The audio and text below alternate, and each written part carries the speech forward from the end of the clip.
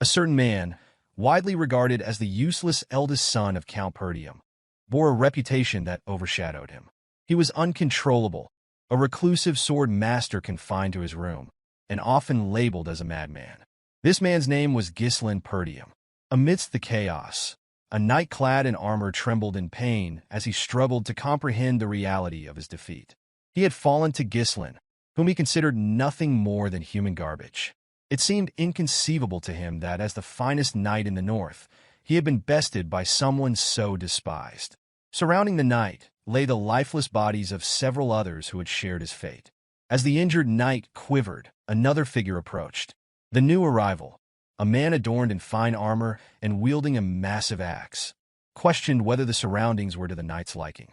The man spoke of the substantial expense he had incurred in creating the traps, his tone cold and detached.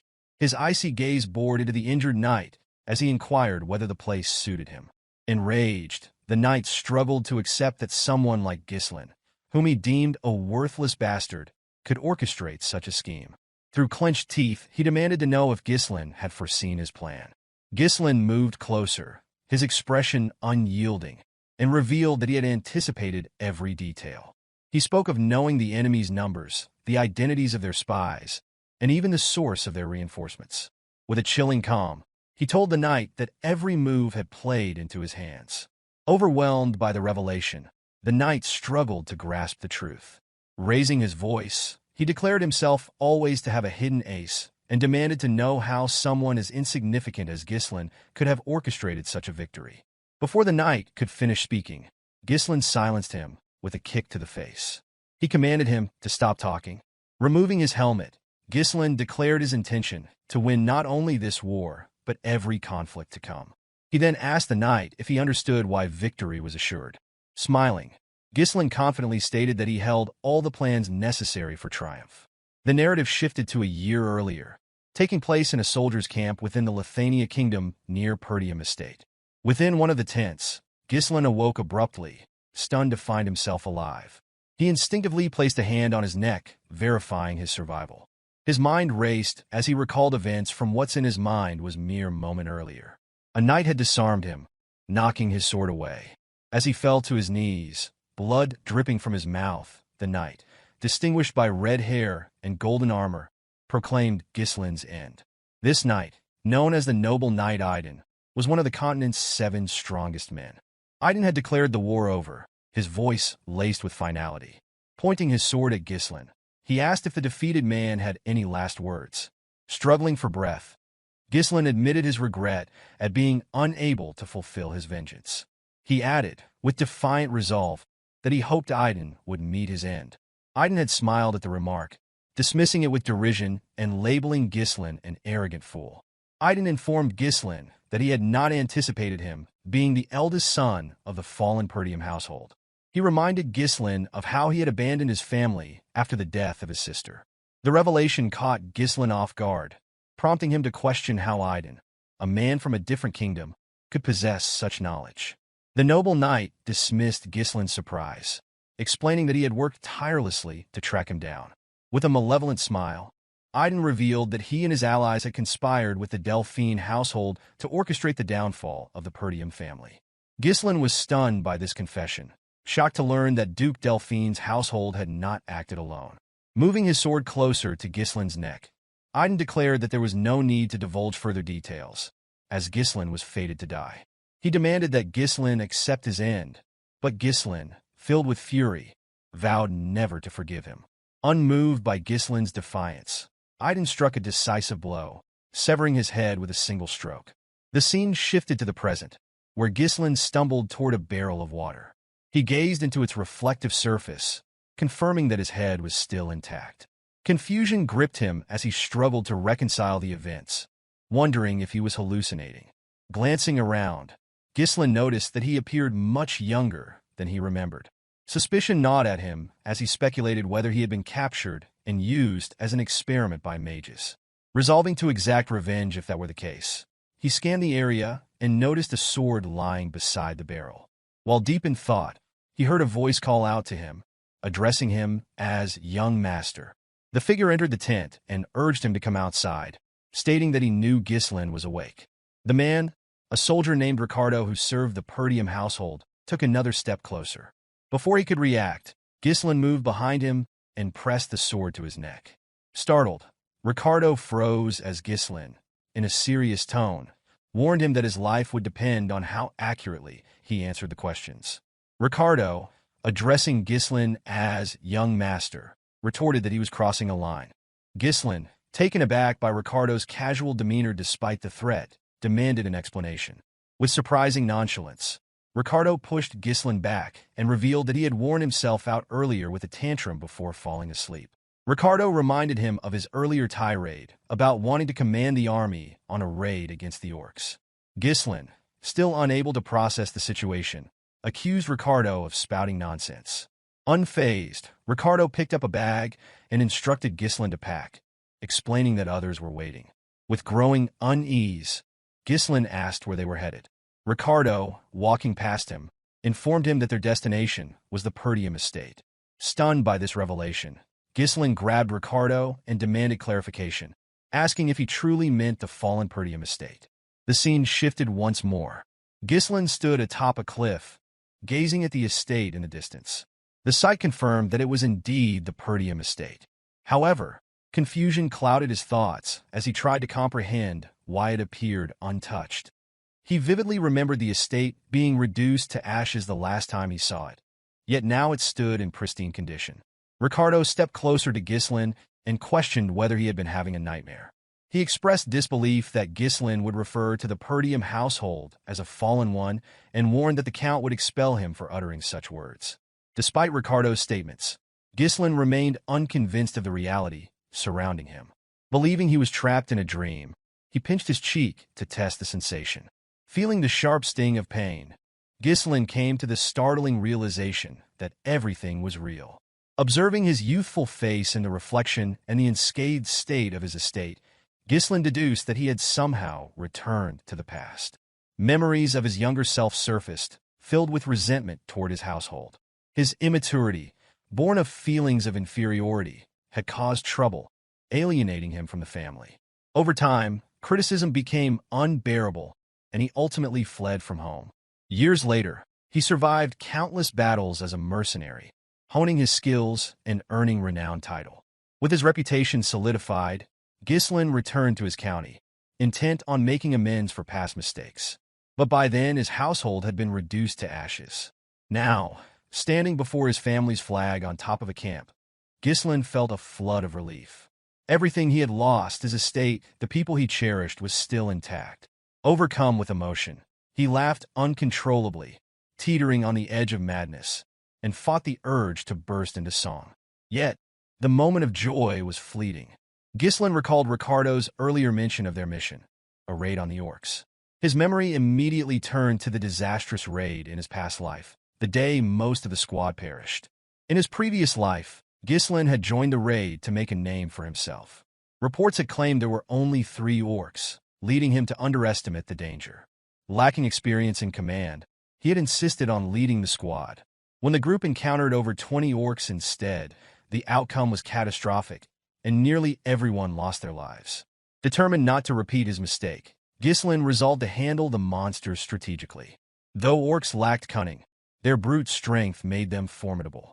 His primary concern was earning the trust of soldiers who viewed him as a useless failure. Lost in thought, Ghislain was jolted back to reality by a loud crash. A wooden guard post flew through the air, landing heavily in front of him. A soldier screamed, alerting the others to the orcs' arrival.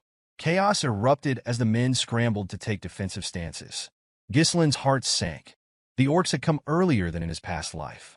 He watched in horror as the beasts tore through the soldiers, their massive weapons and hulking forms overwhelming the defenders. Amid the chaos, a man in blue armor shouted for the soldiers to form ranks. The commander of the raid squad, Scoven, called for calm and ordered a defensive formation. As Scoven moved to confront an orc, the creature swung its massive weapon at him. The commander narrowly blocked the attack with his sword, but the situation grew direr. Scoven realized that the squad had been ambushed and caught unprepared, and the number of orcs far exceeded their expectations. While Scoven reeled from the situation, a voice called out, warning him of danger. An orc loomed behind him, preparing to strike. Before the blow could land, someone pushed Skovin out of harm's way. It was Ghislain, who stepped between the commander and the orc. Skovin was stunned to see his young master standing there. As the orc's axe descended, Ghislain acted swiftly. He stabbed the creature's hand and severed its fingers with his sword. Without hesitation, he followed up with a precise slash to its thigh, wounding the beast and halting its advance. The soldiers, along with Skovin, stood frozen in disbelief as the orc screamed in agony and collapsed. Ghislain, however, was dissatisfied with the cut he had inflicted. He quickly realized his limitations. His inability to use mana yet was a glaring disadvantage. Frustration bubbled within him as he lamented not returning to the past sooner. Turning to Skovin, Ghislain demanded something unexpected. The commander, confused, asked for clarification. With unwavering confidence, Ghislain requested command of the squad. Skovin was stunned. He had always considered Ghislain reckless, but to demand command in the middle of a battlefield where soldiers' lives were at stake was beyond anything Skovin had anticipated. Standing tall, Skovin refused Ghislain's request. He explained firmly that the authority granted by the Lord was not something to be relinquished lightly. Annoyed but understanding, Ghislain reflected that he might have reacted the same way if an inexperienced fool had approached him with such a demand. As his thoughts wandered, an orc charged toward him. Skovin shouted for Ghislain to retreat, insisting he was too inexperienced to lead the squad. Faced with no alternative, Ghislain took his stance. What followed left everyone astonished. He hurled his sword. Skovin instinctively dodged the weapon and spun around, grabbing Ghislain to demand an explanation. Before the words could fully leave his mouth, a sound behind him drew his attention. He turned to find Ghislain's sword embedded in the orc's skull. The creature collapsed silently to the ground, its weak spot struck with precision. Skovin, astonished, questioned how Ghislain had managed such accuracy. Ghislain, unfazed, addressed the commander, stating that the key to victory on the battlefield was morale. He pointed out that soldiers paralyzed by fear could not hope to win. Skovin glanced at the trembling men, their resolve shaken by the orc's intimidating cries. With a confident smile, Ghislain declared that they needed to seize momentum. Without hesitation, he sprinted forward, retrieving his sword from the fallen orc's head before leaping into the midst of the enemy. Ghislain landed squarely on another orc, driving his blade deep into its skull. The soldiers gasped, watching as he stood atop the creature, shouting at the top of his lungs. He taunted the remaining orcs, daring them to face him and vowing to kill them all. The orcs turned their attention to Ghislain, their anger stirred. Undeterred, Ghislain cut into the stomachs of two approaching orcs and severed the arm of a third. Heads rolled and blood sprayed as Ghislain moved through the battlefield. From a distance, Skovin watched in disbelief. Despite being a skilled mana user, even he found it challenging to confront orcs with such efficiency. Yet, here was Ghislain, a seemingly frail young man, tearing through the monsters with unmatched precision. As the fight progressed, Skovin noted Ghislain's exhaustion. His movements grew smaller and more deliberate, conserving energy while evading attacks. Each strike targeted the orc's weak points with surgical accuracy. Skovin realized that Ghislain was fighting like a sword master who had mastered combat without the use of mana, relying solely on refined technique and instinct. Ghislain taunted the orcs as he darted away, mocking their reputation as a warrior species and claiming he wasn't even warmed up yet. Despite his confident words, the sight of all the orcs charging at him left Ricardo in shock. A soldier standing beside Ricardo pointed out that Ghislain was running away even as he continued his trash talk. Concerned, Ricardo called out to Skovin. Skovin struggled to understand what Ghislain was attempting. He acknowledged the strategic brilliance of drawing the orcs' attention, but the direction in which Ghislain ran perplexed him. The path led directly to the edge of a cliff. As the realization hit, Skovin suddenly understood Ghislain's plan. Wasting no time, he ordered his troops to form a shield wall and prepare to follow their young master. Reaching the cliff's edge, Ghislain braced himself against the orcs' relentless attacks, silently hoping that Skovin, as a skilled commander, would discern his intent. Though he would have preferred to eliminate the orcs himself, his limited stamina made it impossible. With a faint smile, Ghislain assured himself that he had done enough. As if on cue, the orcs turned at the sound of soldiers advancing behind them. The sight of Skovin and his men spears at the ready and forming a solid shield wall, caused the orcs to hesitate. Ghislain, seeing this, grinned and declared the timing perfect. Without hesitation, he leapt off the cliff. The moment Ghislain disappeared from view, Skovin ordered the soldiers to push the orcs over the edge. The troops advanced, shouting as they drove their spears into the monsters. The orcs, overwhelmed, were pushed off the cliff one by one, their massive bodies tumbling to the ground below and painting the area in blood. The soldiers stood stunned, marveling at what they had achieved. They could hardly believe they had managed to defeat all the orcs. With the battle over, Skovin rushed to the cliff's edge and called out for Ghislain. To his relief, he spotted his young master clinging to the cliffside, his sword embedded into the rock. Ghislain, breathing heavily, smiled weakly at the commander. Skovin, relieved, stretched out his hand to help him up. Unfortunately, Ghislain's depleted stamina caused his grip to weaken. Before he could reach Skovin's hand, he slipped, releasing the sword and plummeting into the abyss. Skovin and the soldiers looked on in horror. The scene shifted to a hazy memory. Ghislain heard a familiar voice calling to him. He recognized it instantly. It belonged to Elena. Images of his sister flooded his mind. Her tears when their mother passed, her gratitude for his care, and the bitter words she once spoke, telling him she hated him. As these memories replayed, Ghislain felt a tug and saw Elena as a little girl, asking to go with him. Awakened by this vision, Ghislain opened his eyes. He was in a room with a cloth draped across his forehead. He realized the soldiers had managed to save him, and a wave of relief washed over him. Yet he couldn't shake the strangeness of the dream. Attempting to sit up, he was overcome by pain, his body trembling from the toll of his exertion. As he lay there, the door opened, and a maid with white hair entered. Her name was Belinda, and she beamed with happiness upon seeing Ghislain awake. Setting a bucket on the table, she expressed her worry and reminded him that she had advised him to leave the battle to the soldiers. To her astonishment, Ghislain suddenly rushed forward and embraced her tightly. Belinda stood in shock at her master's sudden embrace. She asked if she had offended him somehow, but Ghislain reassured her, saying he was simply happy to see her. Since his childhood, Belinda had served as Ghislain's personal tutor and remained by his side despite his immature antics. However, after the Perdium family fell to ruin in his previous life, Belinda had vanished, and he never saw her again.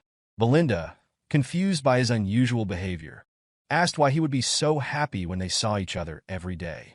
Ghislain felt the need to share the truth. He urged her to listen carefully and revealed that a catastrophe would soon strike their family. Uncertain what he meant, Belinda pressed him for an explanation. With a serious expression, Ghislain told her that he had died and come back to life. Belinda laughed, assuming he was exaggerating because of his near-death experience with the orcs. Ghislain clarified that he wasn't referring to the recent battle, but Belinda dismissed his words, instead warning him that he should focus on his own safety. Realizing she didn't believe him, Ghislain grew frustrated. Belinda shifted the subject and asked what he would have done if he were too injured to attend the upcoming festival. Her question caught Ghislain off guard. Belinda reminded him that Elena, his sister, had been eagerly waiting for this day to go to the festival with him. She emphasized that it was a perfect opportunity for the siblings to mend their strained relationship.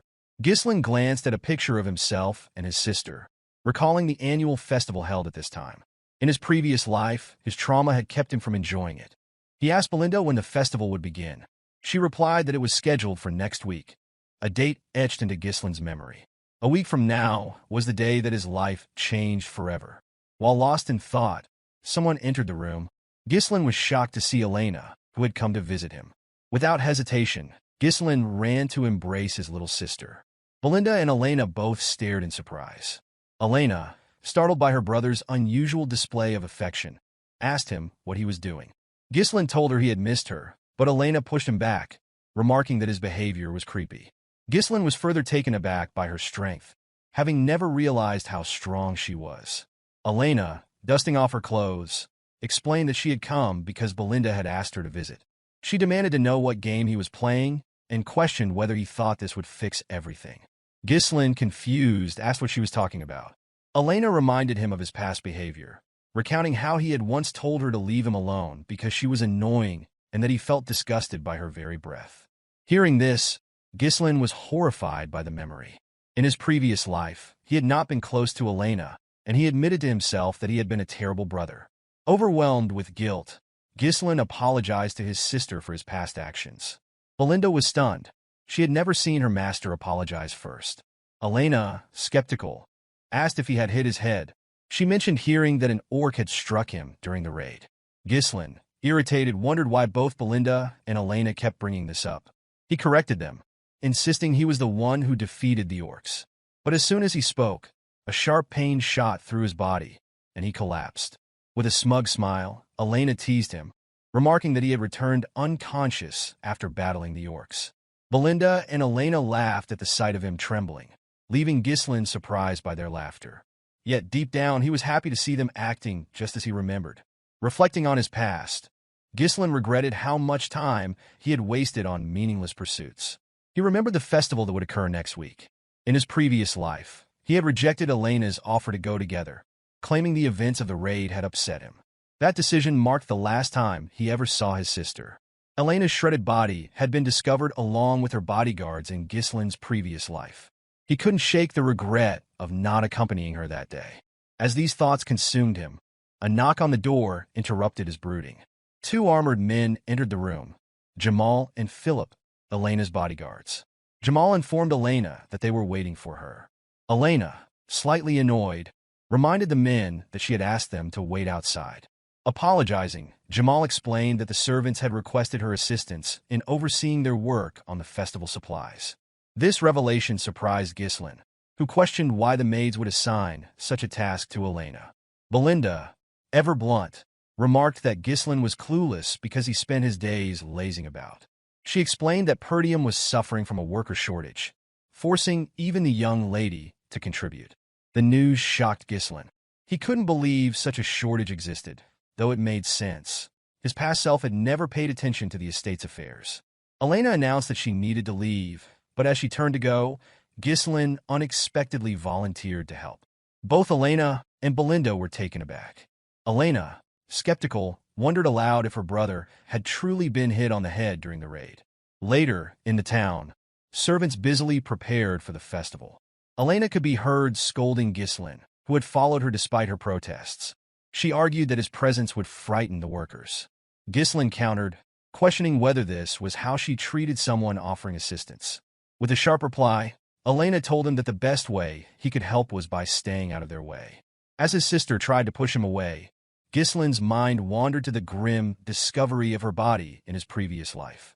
Her remains had been found near the slums, far from the festival grounds. He deduced that someone must have lured or forced her there. Determined to prevent this outcome, he resolved to familiarize himself with every corner of the castle to uncover potential threats. Amid the commotion, a soldier ran toward them, addressing Ghislain as his lord. The voice instantly triggered recognition, and Ghislain identified the man as old Fergus. Breathing heavily, Fergus wiped his sweat, relieved to see his master alive and well. Grabbing Ghislain, Fergus humbly referred to himself as a lowly servant and explained that he had come immediately upon hearing news of the orcs. Ghislain, irritated by the constant reminders of the raid, dismissed the topic brusquely. Elena approached Fergus, commending his timely arrival. With a sly smile, she explained that her brother had been acting strangely since waking up and begged Fergus to escort him back to his room. The old soldier readily agreed, much to Ghislain's annoyance. His infamous hooligan reputation was becoming an obstacle, even in situations like this. Resigned, Ghislain decided to delay his investigation of the castle until the following week. Turning to Fergus, he requested to be taken to an abandoned training field within the estate. Fergus was taken aback and asked why Ghislain wanted to go there. With a resolute expression, Ghislain declared his intent to train. The old man was astonished, but complied with the request. Arriving at the training ground, Ghislain was surprised by its pristine condition. The area was well maintained, the weapons in excellent shape, and the grounds ready for use. It was far better than anything he had encountered as a mercenary. Fergus explained that the facility had been kept in readiness in case Ghislain ever wished to use it. The old soldier admitted that he had always believed Ghislain's recklessness was a phase he would outgrow. Ghislain, moved by the man's faith in him, tapped Fergus's armor and declared that he intended to live a long life. With a somber expression, He added that dying was a terrible experience, one he never wished to repeat. The old man was startled by Ghislain's words and asked why his young master spoke as though he had already experienced life and death. Ghislain, wearing a confident smile, commended Fergus for his sharpness. He explained that he had indeed died and been resurrected. Fergus dismissed the comment, insisting he had no time for jokes. Ghislain then instructed Fergus to leave, stating his intent to begin training. Bowing his head, Fergus complied and left the room. Left alone, Ghislain reflected on how he had treated everyone around him in his previous life, often regarding them as enemies. He realized his short-sightedness had alienated those who could have stood by his side. Memories of the past returned to him. Elena's death had been orchestrated by a neighboring territory, which used her demise to provoke Perdium into a war. The conflict eventually led to the household's downfall. Elena's tragic death had been the catalyst for it all. Determined to rewrite his family's fate, Ghislain resolved to set things right in this life. To achieve his goals, he needed to strengthen his physique and refine his abilities. Although time was limited, Ghislain was confident in his capacity to master mana control. Sitting in a lotus position, he began to meditate. Mana, a supernatural force enabling humans to surpass their limits, was said to be challenging to detect and harness. For Ghislain, however, it was second nature. Even amidst the chaos of battle, he had easily connected with the mana particles floating in the air, bundling them together as if spinning thread on a spool. With his battle-hardened experience, creating a mana core was a straightforward task. But Ghislain knew that a single core wasn't sufficient. His success as one of the 7 strongest men had come from mastering an advanced technique. Using knowledge from a half-burned magic book he had found in his previous life, he developed a method to create additional cores. By forming a connected network of 2 or even 3 cores, he could generate explosive power. As he pushed mana through his body, Ghislain screamed in pain. Blood poured from his nose and mouth, and he was disheartened to realize he could only create 3 cores. In his past life, he had managed 5. The technique, while powerful, demanded an immense amount of mana, and Ghislain knew its limitations well. It was this very method that had left him vulnerable during his fight with Idun. The noble knight had brought an entire knight order to the battle, overwhelming Ghislain when he had run out of mana. He was convinced that he would have won if the fight had been fair. Though unstable, Ghislain was undeterred. He had youth and time on his side now, and vowed to refine the technique further. Anger flared within him as he promised to take vengeance on Idun and the traitorous allies of House Delphine who had conspired to destroy Perdium. He swore that this time, he would be the one to deliver the final blow. The scene shifted to the day of the festival. Ghislain donned his gear and made his way to the festival grounds. Elena, spotting her brother, was visibly shocked. She approached him, asking if something was wrong and reminding him that he had never shown interest in such events before. Ghislain calmly replied that, as a member of the Perdium household, it was necessary for him to attend these gatherings occasionally. Elena looked at him suspiciously, remarking that he had been acting strangely lately. She went on to say that she had heard rumors about his week-long training regimen, a stark departure from his usual indolence. With a nervous expression, Ghislain explained to his sister that there was nothing unusual about the heir of a knightly family engaging in training. Elena reminded her brother that he had never cared about such matters before. She also recalled that he had once declared their father to be annoying and expressed eagerness to assume the role of lord. Ghislain was shocked to hear his own words repeated back to him. Smiling brightly, Elena remarked that she liked the changes she observed in him, adding that it felt as though he had returned to his former self. Ghislain reflected on the past week, realizing that his recent actions had begun to reshape both his reception by others and his future prospects. While Ghislain was deep in thought, he noticed Belinda giving instructions to Elena's bodyguards. She directed them to resolve any issues caused by Ghislain independently, emphasizing the importance of avoiding problems, especially with so many visitors around. The 2 men assured her that she could rely on them. Despite the overall consistency in events, Ghislain found it challenging to measure the impact of his actions on smaller occurrences. Utilizing the information available to him effectively became a priority for Ghislain, who knew he needed to respond appropriately to each situation. Ghislain accompanied his sister throughout the festival, carefully observing their surroundings for any suspicious behavior. After some time, Elena sat down and commented that she had enjoyed the festival a little, though she found it repetitive and wondered if there was anything new this year. Ghislain found it peculiar that nothing untoward had occurred, speculating that his presence might have deterred any incidents. While pondering this, a soldier approached Elena and suggested visiting other areas where new events were reportedly taking place. The soldier explained that his friend had mentioned these events, inviting Elena to join him.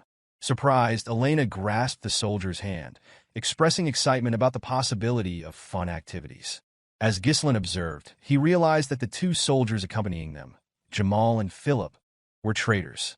He struggled to comprehend how these men, once the most trusted knights of their household and known for protecting Elena since her childhood, could betray them. It was common knowledge that they had sacrificed their lives to defend her in the past. With a smile, Jamal welcomed Elena to the supposed event. To her astonishment, the area was desolate and unkempt. She questioned Jamal about the likelihood of an event being held in such a place, to which he nervously replied that preparations were likely delayed, but that attendees would arrive soon. Elena assumed he was joking and teased him about performing in such a shabby location. While the conversation continued, Ghislain surveyed the surroundings. Despite its appearance as an abandoned street, he noticed that escape routes had been carefully blocked, indicating premeditated preparations. Elena, tugging at his arm, suggested leaving. Jamal, however, urged her to stay and watch the performance, but Elena refused, stating that she had no interest in remaining in such a place.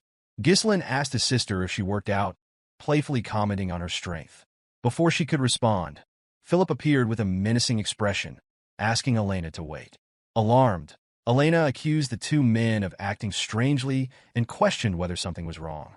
Jamal apologized for frightening her and, with an unsettling demeanor, mentioned a request that had been received.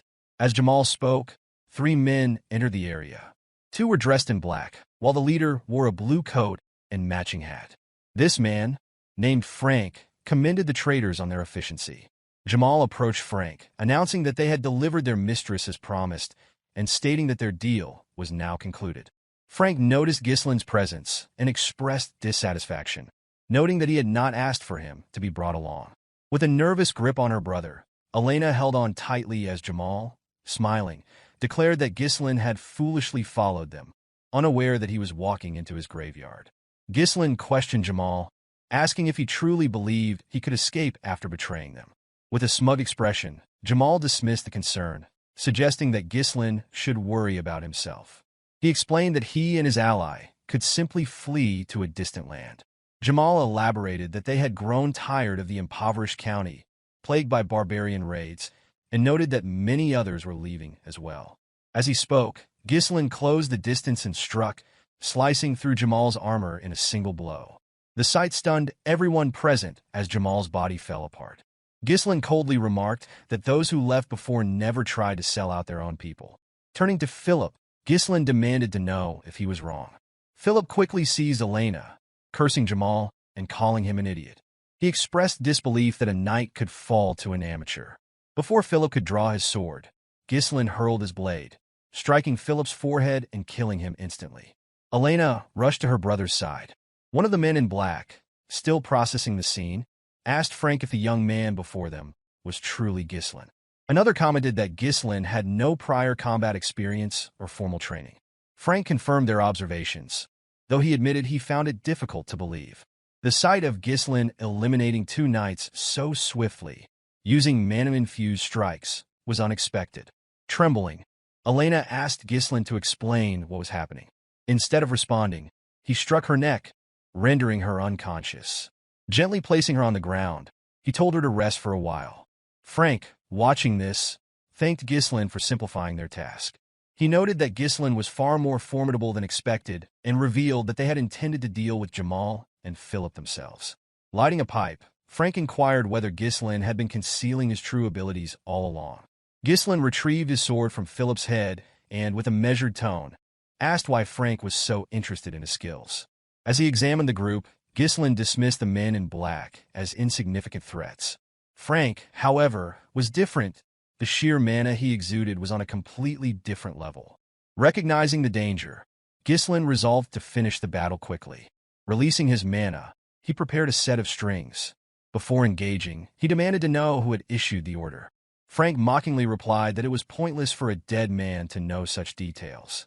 Realizing they would not give up the information willingly, Ghislain readied himself, stating that the truth would soon come out regardless. One of Frank's subordinates asked if they should decapitate Ghislain. Frank ordered them instead to capture him alive and break all his bones, ensuring he would lose his sanity. With a sinister smile, Frank added that Ghislain's screams of agony would make for a perfect masterpiece. At Frank's command, the two men charged at Ghislain. Ghislain reached into his pocket and hurled a firecracker at one of the attackers. The sudden distraction caused the man to falter, and in that moment, Ghislain closed in and delivered a fatal stab to his head. The remaining subordinate scoffed, calling it a cheap trick before launching his own attack. Ghislain swiftly maneuvered his sword behind him to block the strike. As the two locked weapons, Ghislain gripped his blade tightly, using it to strike the man's hand. Before the man could recover, Ghislain executed a swift strike, severing his head. As Frank launched a sudden attack, Ghislain deflected it with a second sword. Frank was stunned, unable to comprehend how Ghislain managed to block from such an awkward position. Believing his ambush to have been flawless, Frank was caught off guard. Ghislain quickly shoved Frank's sword downward and rose to his feet, delivering a clean slash across Frank's neck, causing his pipe to fall to the ground. To Ghislain's astonishment, Frank retaliated almost immediately, using mana to reinforce his neck. Frank admitted his surprise and stated that he would have lost his neck if not for his concentrated mana. Ghislain realized that the man had minimized the attack's damage by directing his mana to the critical area. Frank adopted a combat stance and questioned the origin of Ghislain's unusual swordsmanship. With a menacing smile, he promised that Ghislain would meet his end here. Shoving Ghislain backward, Frank mocked his meager mana, confidently assuring him of defeat. However, Ghislain's smile, in response, unsettled Frank. Puzzled, Frank hesitated, giving Ghislain the opportunity to parry his sword and disrupt his balance. Ghislain followed up with a swift kick to Frank's face, forcing him to retreat. Wiping the blood from his mouth, Frank smirked and reminded Ghislain that such attacks were futile against his reinforced mana. Yet moments later, Frank coughed violently and collapsed to his knees, bewildered by the unexpected potency of Ghislain's attack. Frank struggled to process how Ghislain's seemingly low mana could bypass his enhancements. Ghislain slowly approached, revealing that he had suspected someone of orchestrating his sister's demise, but never imagined the true culprit. With a piercing gaze, Ghislain unleashed his third core, dramatically amplifying his mana. Frank, visibly shaken, was unable to react before Ghislain appeared directly in front of him, moving at a speed his eyes could hardly track. Ghislain's attacks came fiercely and relentlessly, each strike heavier than the last. Despite his best efforts, Frank's arms grew numb under the barrage, and his sword was nearing its breaking point. Frank tried to regain his footing, reminding himself that excessive mana bursts typically had limited effects. However, Ghislain's surge defied his understanding. It was as if the young man had transformed entirely. Ghislain, noticing Frank's faltering defense, shattered the assassin's weapon with a decisive strike. Without hesitation, he followed through with a heavy blow to Frank's body, driving his sword deep into the assassin's torso. Frank cried out in agony, but Ghislain silenced him by gripping his throat and pinning him against the wall. Keeping his blade embedded, Ghislain demanded answers, insisting that Frank reveal who had ordered the assassination. Refusing to cooperate, Frank produced a hidden blade and vowed to take Elena with him, unwilling to go down without inflicting further harm. Before he could act, strings wrapped tightly around his wrist, halting his movement. Ghislain, controlling the strings, warned Frank against making any rash decisions. With a cold, unwavering stare, Ghislain proposed a deal, promising to sheath his sword if Frank complied and refrained from further resistance. Frank was stunned to realize that the threads binding him were made with mana. He could not fathom when Ghislain had managed to create such a tool. With calculated precision, Ghislain drove his sword deeper into Frank's body, remarking that someone of Frank's caliber should be able to patch up the injury. His voice carried a chilling tone as he warned that no amount of skill would matter once Frank's mana core was destroyed. Panic flickered in Frank's eyes as he glanced down to see Ghislain's sword glowing ominously. The assassin screamed as he felt his mana core cracking uncontrollably, shouting at Ghislain and accusing him of madness. He warned that the backflow could cause a catastrophic explosion, obliterating the entire area, and questioned whether Ghislain intended to self-destruct. With an unflinching gaze, Ghislain coldly replied that only the unskilled made such mistakes and assured Frank he had complete control. Frank was unnerved by Ghislain's expression and realized he wasn't bluffing. Accepting his impending death, Frank screamed and revealed that Count Desmond had orchestrated the assassination. The Count, he explained, sought a pretext to ignite a war against the Perdium and Degard families. Ghislain was taken aback by this revelation. In his previous life, such schemes were typically carried out by families allied with Duke Delphine.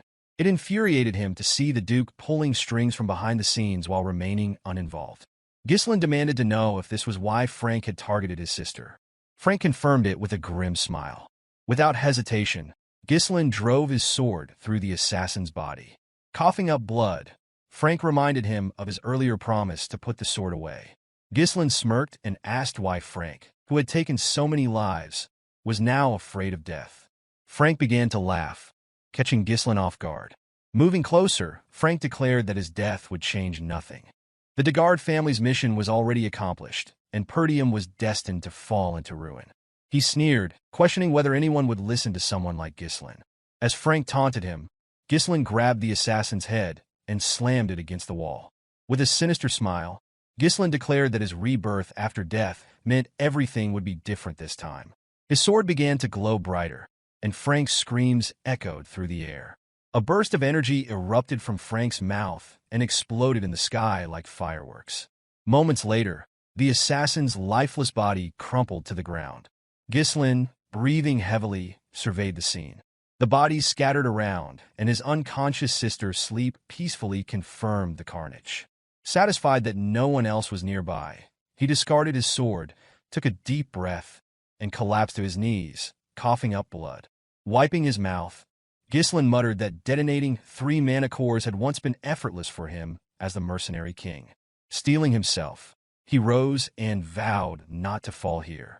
Heading to a nearby building, he kicked the door open and found 2 bodies inside. In his previous life, a 3rd body had been discovered here alongside Elena's. This time, based on Frank's earlier words, Ghislain identified one of the deceased as a son of the Degard family. The boy had been murdered alongside his escort knight, their deaths staged to frame Elena as the killer. Ghislain moved the bodies, aware that revealing them would almost certainly spark a war. Deciding to eliminate all evidence, he took out a firecracker and set the building ablaze. With the flames consuming the damning proof, Ghislain carried his sister and began walking away. Determined, he promised himself that his enemies would never succeed in their plans. Unbeknownst to Ghislain, a figure hidden in the trees observed his every move. After watching for a moment, the person disappeared into the shadows. The scene shifted to a round table, where the observer reported the assassination's failure to a group of superiors. The members of the council were visibly shaken, unable to comprehend how Frank and the 2 knights had failed their mission. The council members questioned the spy, accusing him of underestimating the mission because he assumed it would be easy. Nervously, the spy admitted their failure was due to Ghislain. The revelation shocked the men at the table, as they found it hard to believe that the so-called useless bastard of the North could accomplish anything significant. One member dismissed the claim, branding Ghislain as a worthless excuse for failure and demanding the spy stop using him as a scapegoat. The spy, however, insisted that Ghislain was nothing like the reports and rumors suggested. Recalling how Ghislain had dealt with their men, he explained that Ghislain seemed like an entirely different person. The spy reassured his superiors that their plans to eliminate the Degard family were still intact, and that starting a territorial war would not be difficult. Pleading for another opportunity, he promised to rectify his failure. The council members, unimpressed, silenced him, berating him for his inability to gather adequate intelligence on a single individual. They condemned him for delaying their plans and were outraged that he dared request another chance after his failure. The group ultimately decided to eliminate the spy. However, before the order was carried out, a man seated on a throne intervened, his voice cutting through the noise. He dismissed the commotion as tiresome and asked the spy to explain the kind of chance he was requesting. The spy confidently assured the man that he could eliminate Ghislain. When asked how he planned to do so, the spy proposed orchestrating a duel. He explained that he had someone in mind for the task. The council demanded to know the identity of this individual, and the spy revealed that his choice was Cain Logius. Cain, famous for his strength-based swordsmanship despite his young age, was regarded as a paragon of raw power. The spy argued that no one in the north could rival Cain's strength and assured the council that arranging a duel would be easy since Cain was Ghislain's cousin. The man on the throne, fixing the spy with a cold gaze, warned that there would be no further chances if he failed again. The spy vowed not to disappoint. The scene shifted to the training hall of the Perdium household. Fergus entered the room, announcing to his master that it was time for a meal. As soon as he spoke, something flew toward him. Ghislain, practicing with his mana thread, had wrapped the thread around the sword near the entrance and pulled it toward himself. Observing his own movements carefully, Ghislain tested the thread's handling, swinging the sword as he fine-tuned his control. Fergus approached, apologizing for interrupting the training session, and asked his master how he had managed to pull the sword. Ghislain showed him the mana thread, explaining that it was a technique for manipulating mana as a string. He recounted that in his past life, he had relied on this method extensively. However, in his current state, his limited mana reserves required him to implode his core to use the technique effectively. Ghislain noted that his lack of mana now restricted him to creating fewer threads. Fergus, visibly impressed, admitted that he had never seen such a technique before, despite believing himself to be well-trained in mana manipulation. He was puzzled by how Ghislain, whom he had considered unskilled and untrained, could master such an advanced method. Ghislain, noticing Fergus's lingering presence, asked if there was something he needed. Fergus replied that he had stopped by to deliver some news. Fergus bowed his head and expressed gratitude to Ghislain for protecting his younger sister. Ghislain, surprised by the old man's gesture, replied that he had simply done what was necessary and invited Fergus to join him for a meal. A day later, the festival was temporarily halted, as expected after the incident involving a knight's attempt to traffic the young lady. Inside the castle, Elena voiced her frustration to her brother, lamenting that no one believed her when she said he had saved her. She urged Ghislain to speak up and set the record straight. Ghislain assured her it wasn't necessary, adding that no one would believe him either. Belinda, overhearing the conversation, was visibly irritated. She expressed her disgust at Jamal and Philip, declaring that she always suspected the two knights were perverts and accusing them of trying to take Elena for their own gain. Ghislain, meanwhile, found relief in knowing that his sister had survived the ordeal. While he had managed to prevent a war from breaking out, he was acutely aware that their enemies would not give up so easily. Realizing he couldn't face these threats alone indefinitely, Ghislain concluded that he needed to establish his own military force. As he pondered his next steps, a maid entered the room, pushing a cart laden with food. She set a plate in front of him, and when Ghislain uncovered it, he found only a single slice of bread. Startled, Ghislain turned to Belinda and asked when they would be having dessert. The maid, astonished by his question, asked if he was truly unaware of their dire circumstances. Before Ghislain could respond, shouting from outside the castle caught his attention. He froze momentarily, startled by the commotion. At the castle gates, a portly, bearded man was demanding compensation from the Perdium household for the losses incurred by the abrupt cancellation of the festival. He was not alone. Other men had joined him, brandishing pitchforks and voicing similar demands. They called for Ghislain and Elena to come out, accusing them of wasting the county's money. The guards pleaded with the crowd to remain calm. Ghislain peered out the window to assess the situation, but struggled to understand the root of the unrest. Belinda, standing nearby, explained the context. She informed him that the county's economy heavily depended on merchants who thrived on the profits generated by the annual festival. While last year's festival had been profitable, this year's premature cancellation left many merchants struggling, and their anger was understandable. Ghislain was taken aback by the revelation, having not realized the county's financial state was so precarious. Recognizing the potential danger if the merchants' frustrations escalated, he resolved to intervene. He turned to Fergus and inquired about the soldiers' current actions, instructing him to deploy them to calm the crowd. Fergus, however, revealed that there were no soldiers available.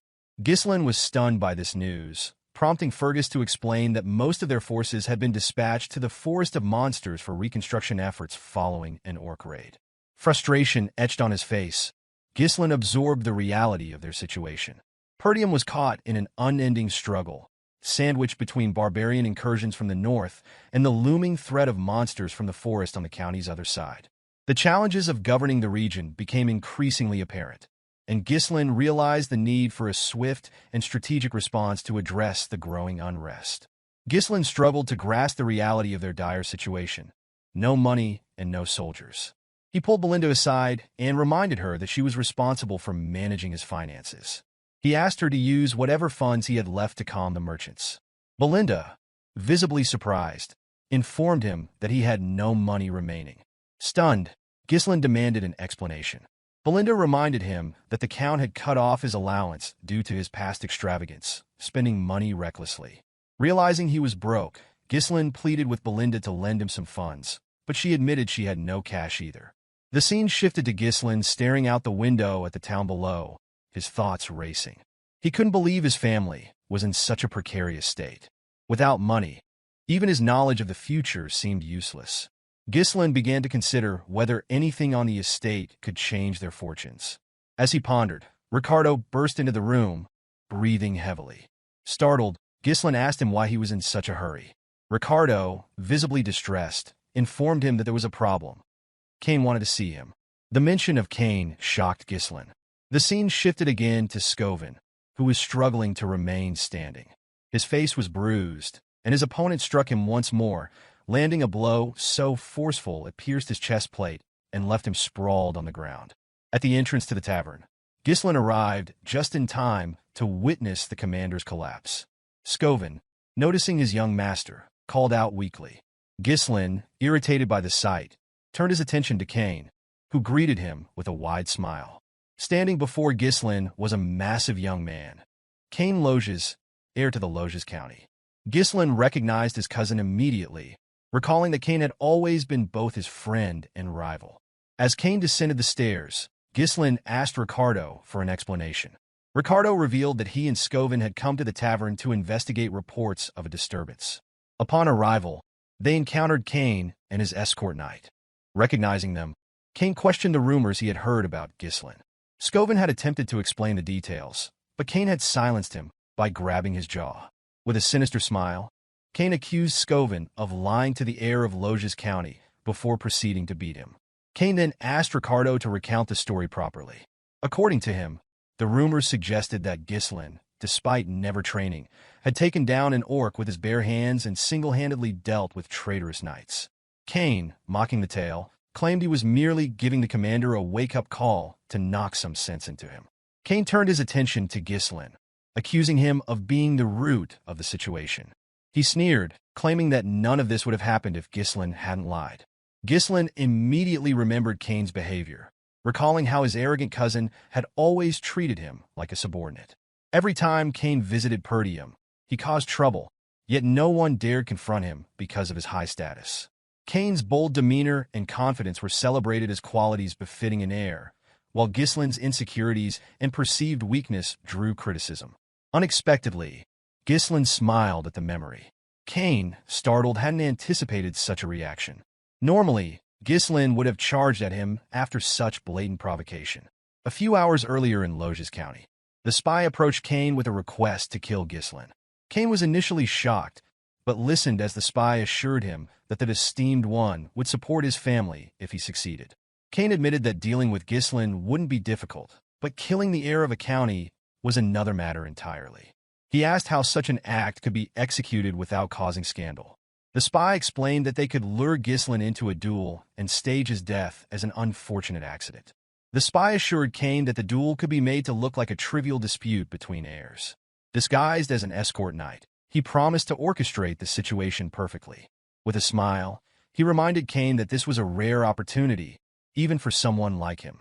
Cain, grinning, expressed disbelief that he now had a chance to kill his own cousin. With growing enthusiasm, he urged the spy to leave with him immediately. Right at this moment, Cain pondered why the mysterious organization might want to eliminate Ghislain. He suspected that something about his cousin had changed. Smiling at the thought, Cain asked Ghislain why he was simply standing there. Sitting casually on the stairs, he demanded Ghislain bring whatever he had prepared for him. Ghislain, puzzled, asked Cain what he meant. Cain explained that he had heard about the festival's interruption and insisted they liven things up and enjoy themselves. He reminded Ghislain that they always worked well together on such things, and with a menacing expression, asked if he was wrong. Ghislain, unbothered by Cain's intimidating demeanor, took a moment to reflect. Then understanding dawned on him. Cain was talking about alcohol and women, things Ghislain had been forced to arrange for him during his past visits. Back then, Ghislain had complied to avoid being beaten up by his larger, stronger cousin.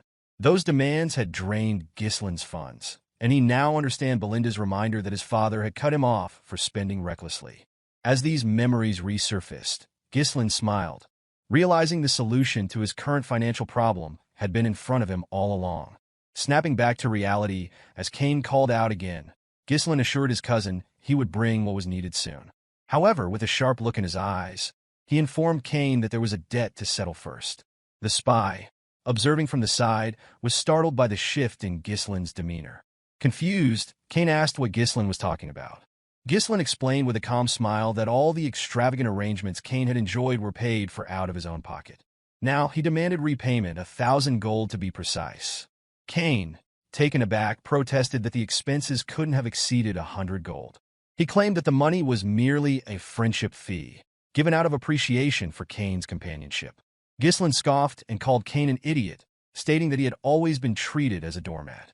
With a smirk, Ghislain warned Cain to repay him immediately or face a beating. The tavern fell silent as onlookers gawked at Ghislain's boldness. Cain sighed, stood, and accused Ghislain of acting out because he had been lenient with him. He dismissed the idea that Ghislain had grown stronger and accused him of spreading false rumors about defeating knights.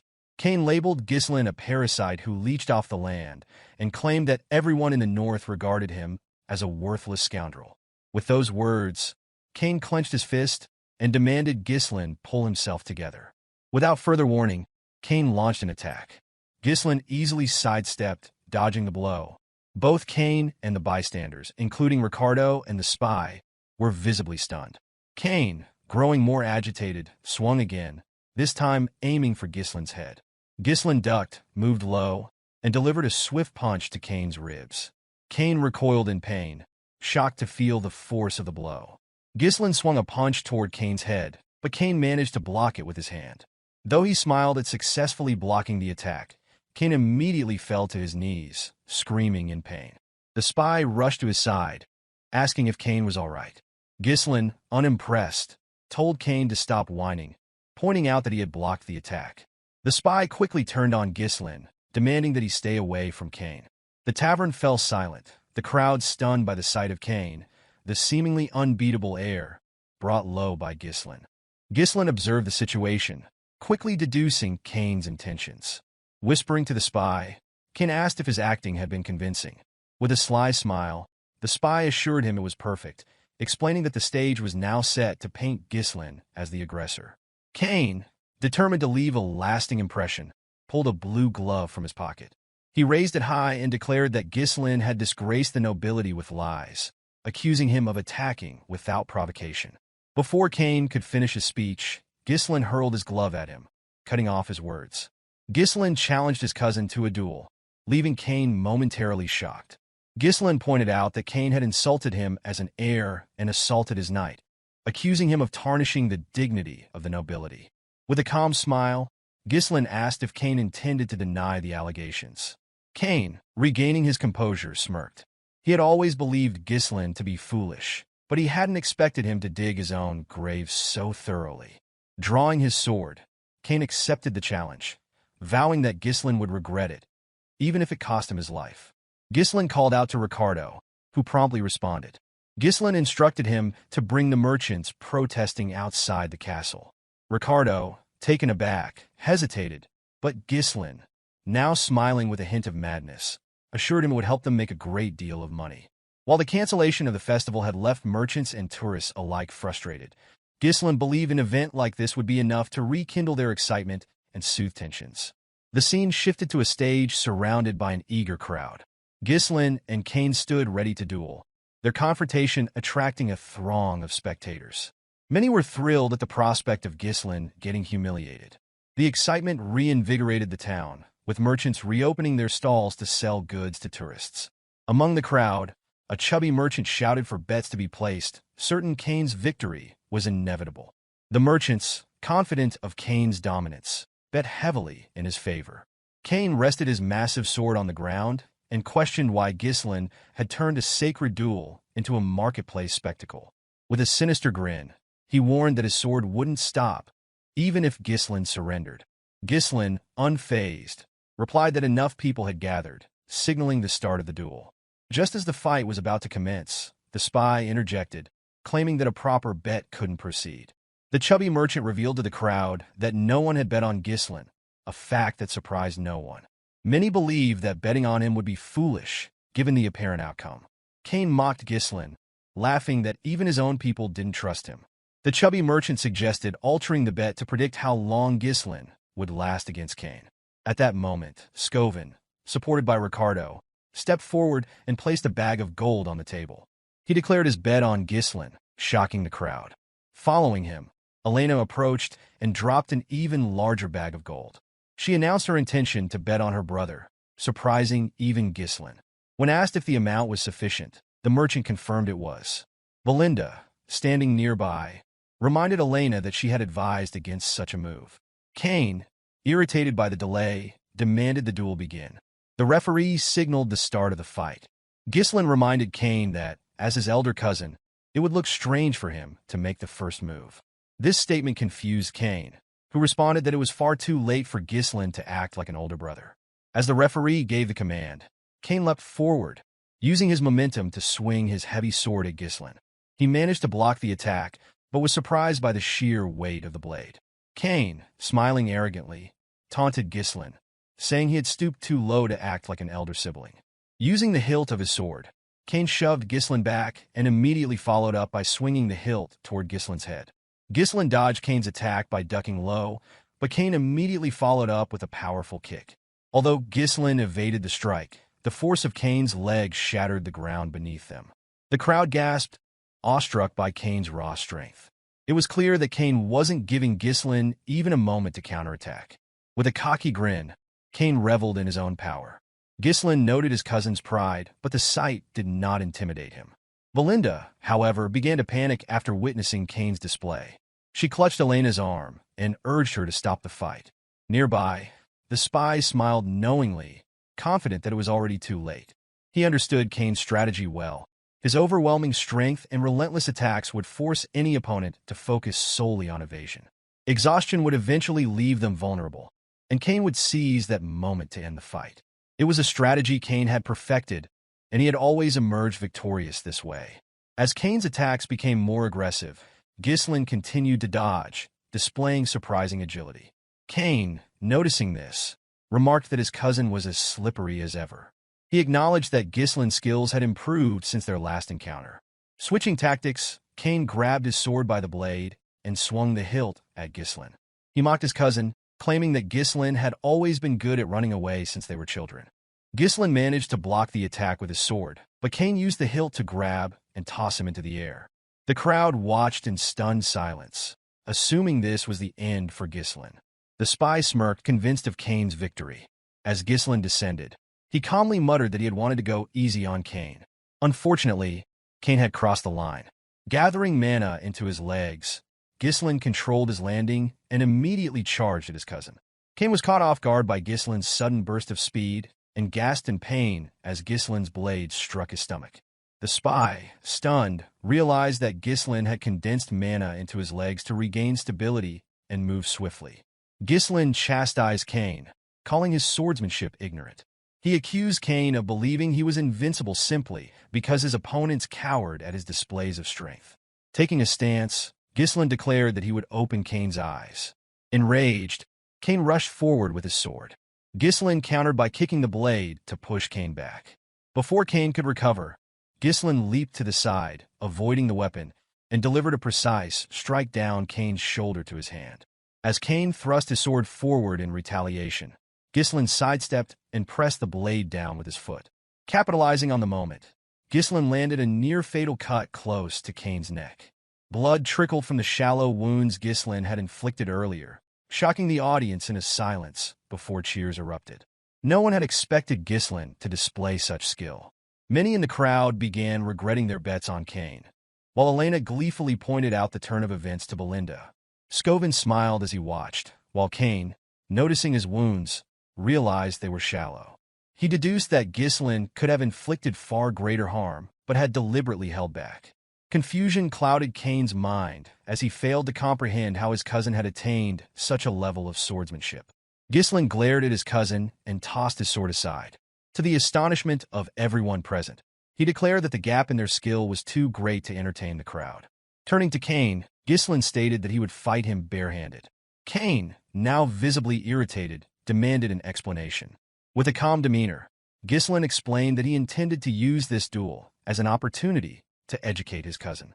Rolling up his sleeves, he declared that the lesson would be delivered with his bare knuckles. Cain was taken aback when his cousin announced that he intended to educate him. Ghislain clarified to Cain that his skills in swordsmanship were superior and suggested providing a handicap. He proposed that they engage in a barehanded fight, an area where Cain excelled. With a serious expression, Ghislain declared his intention to double the original bet by adding 1,000 gold, asserting that he was confident in his victory. The crowd reacted with shock at the unexpected escalation, unable to fathom Ghislain's boldness in increasing the stakes. Among them, the spy was the most astonished. He struggled to believe that Ghislain had the audacity to challenge Cain to a barehanded fight. Nonetheless, the man felt elated, convinced that Ghislain's recklessness had handed him an advantage.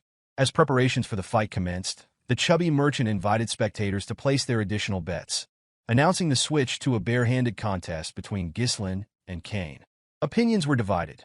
Some considered Ghislain foolish for challenging Cain to a test of sheer strength, while others believed he had a strategy and chose to bet on him. Cain was incredulous at his cousin's decision to face him barehanded. After a moment of hesitation, he instructed Ghislain to proceed as he wished, discarding his coat and readying his weapon. Lifting his sword, Cain proclaimed his intention to use it, charging at Ghislain immediately after. Belinda, observing this, expressed her frustration and urged her master to retrieve his weapon and defeat Cain. As these words left her lips, Cain swung his sword at Ghislain with lethal intent. However, Ghislain evaded the attack, smiling as he determined that his cousin required a lesson. Dodging Cain's strike, Ghislain dropped to the ground, avoiding the blade. Cain attempted to redirect his sword, but Ghislain maneuvered to his side and delivered a punch to Cain's thigh. Before Cain could react, a heavy blow landed on his jaw, causing him to lose his balance and collapse. Cain was left bewildered, unable to comprehend how Ghislain, whom he had always regarded as inferior, could execute such precise movements. The crowd erupted in astonishment as they began to perceive the possibility of Ghislain emerging victorious. With a calm but stern demeanor, Ghislain demanded that Cain rise, declaring that he had barely begun. Infuriated by his cousin's words, Cain lunged again, wielding his sword with ferocity. He swung the blade wildly as he closed the distance between them, but Ghislain skillfully evaded each strike. Seizing an opening, Ghislain grabbed Cain's arm, twisted it, and locked him down. Before Cain could retaliate, Ghislain delivered a knee strike to his rib, causing him to spit blood. Disoriented and unable to reconcile the situation, Cain struggled to process how someone he had always regarded as subservient could dominate him so thoroughly. Memories of Ghislain bowing in submission replayed in his mind, heightening his disbelief. Despite his injuries, Cain clung to the belief that defeating Ghislain should have been a simple matter, one that would secure his family's future. However, Ghislain offered no respite. He pressed his advantage relentlessly, raining blows on Cain without pause, leaving no room for recovery. By the time Ghislain ceased his relentless assault, Cain's face and entire body were swollen. The boy trembled before Ghislain, who grabbed him by the hair and expressed pity for his father. Ghislain explained that Count Loges had once supported Perdium tirelessly, even to the brink of ruin, simply out of loyalty and friendship with Ghislain's father. However, Cain, unlike his father, had chosen a different path. As these words sank in, Cain recalled a moment from a few years prior. In that memory, Cain had argued with his father, frustrated by the Count's decision to continue aiding Perdium. Cain could not comprehend why his father wanted to send more support when their own county was struggling. He had likened the effort to pouring water into a cracked bucket and reminded his father that it had been less than a week since he had returned. only to prepare to leave for Perdium once again. Pleading, Cain asked him to stay, pointing out that everyone needed him. Count Loges, however, turned and firmly explained that his actions were driven by his friendship with Count Perdium. As Cain recalled this conversation, his focus returned to the present just in time to see Ghislain's fist approaching his face. Cain closed his eyes, bracing for the blow. Instead, Ghislain stopped and told his cousin that enough had been done. When Cain opened his eyes, he saw Ghislain extending a hand toward him, inviting him to rise. Cain, overwhelmed, lowered his head and admitted his defeat. The crowd erupted in disbelief, chanting Ghislain's name, marveling at his unexpected victory. Those who had bet on Cain regretted their decision, while others celebrated their winnings from wagering on Ghislain. Among the spectators, Elena beamed with pride at her brother's success. Meanwhile, Belinda and the two soldiers accompanying her stood in stunned silence, shocked by the outcome. The spy climbed onto the stage, visibly enraged. Approaching Cain, he shouted, demanding to know why he had surrendered so easily after encountering only a slight disadvantage. The spy reminded Cain of the trust placed in him, but Cain merely responded that he was finished and insisted it was time to leave. Infuriated by Cain's perceived weakness, the spy stewed in frustration. While the spy brooded, Ghislain called out to him with a confident smile. Addressing the crowd, Ghislain announced that the spy had volunteered to cover the cost of meat and drinks for everyone present. Cheers erupted as the crowd celebrated their young master's generosity, declaring him the best. The spy, however, was stunned and protested, insisting that he had made no such offer. Ghislain placed a firm hand on the man's shoulder and calmly explained that this was the price of losing the duel. He reassured the spy that the expenses would not be deducted from the betting pot, but rather an additional contribution expected from him. As Ghislain tightened his grip on the spy's shoulder, he reminded the man of the terms of the bet, which now included an additional 1,000 gold on top of the initial 1,000. With a chilling look, Ghislain warned the spy of the consequences of attempting to flee. Recognizing the severity of the situation, the spy dropped to his knees in defeat, agreeing to Ghislain's demands. He understood that disobedience would only lead to his demise. The following day, the scene shifts to Ghislain's room. He placed a large box on the table, opening it to reveal an impressive quantity of gold coins, profits from his recent bet. Ghislain was astonished at the amount, realizing it was enough to hire a small mercenary corps. Closing the box, he acknowledged the difficulty of accumulating such wealth again and the urgency of his circumstances. He understood that his enemies would not wait for him to prepare and knew he needed to act quickly to launch the plan he had in mind. While contemplating, Ghislain noticed Elena and Belinda standing nearby. With a nervous expression, he asked if something was wrong. Elena, smiling brightly, inquired how her brother intended to spend his newfound wealth. Ghislain jokingly asked if she wanted some of it, but Elena clarified that she was merely curious. Belinda interjected, confidently stating that she already knew Ghislain's intentions. She reminded him that Lady Amelia's birthday was approaching and teased that he had orchestrated the entire display to purchase an extravagant gift for Amelia. Belinda remarked that her master's actions were easy to interpret. Elena, surprised, questioned whether her brother was truly working so hard to impress his fiancée. Ghislain, startled, seemed unaware of having a fiancée. He asked his sister and maid for clarification. Belinda, amused, urged him to stop pretending and assured him there was no need to feign ignorance out of embarrassment. Elena then reminded Ghislain that they were referring to Amelia from the Rayfold County. Hearing the county's name, Ghislain's expression darkened. He recalled Amelia Rayfold vividly, likening her to a spider. Amelia Rayfold, a noble admired for her kindness and selfless actions, had won the unwavering support of her territory's people. However, in time, she would incite a rebellion and gain notoriety as the Witch of the North, aligning with the Delphine Duchy to deal a decisive blow to Perdium's downfall. Ghislain viewed her as a traitor. A faint smile crossed his face as he asked Belinda when their father was expected to return. Belinda informed him that the Lord would arrive in a week. Ghislain determined that this time frame was sufficient. Rising from his seat, he announced his intention to visit Rayfold County. Belinda, surprised, pointed out that it was not yet Amelia's birthday and asked about the reason for his visit. Ghislain revealed that he intended to secure funds from the county. The narrative transitions to a beautiful noblewoman placing her shoes on the ground. The woman, adorned with a spider near her mouth and striking red eyes, was revealed to be Amelia. She handed her shoes to a ragged girl nearby. The child, overwhelmed, struggled to believe that Amelia was gifting her the shoes. Amelia remarked that she alone deserved to walk barefoot on the land. Turning to her soldiers, she instructed them to provide food and shelter to the surrounding people. Her men immediately set about distributing provisions, leaving the crowd astonished. As Amelia departed, the people expressed their gratitude for her kindness. The scene shifts again, now to Amelia's garden at the Rayfold Manor. A man knelt, cleaning Amelia's feet. This man, Bernar, served as Amelia's escort knight. While stroking a cat on the table, Amelia recounted her father's insistence on absolute obedience from the people of their territory. She observed that the common folk would follow anyone who kept them warm and fed.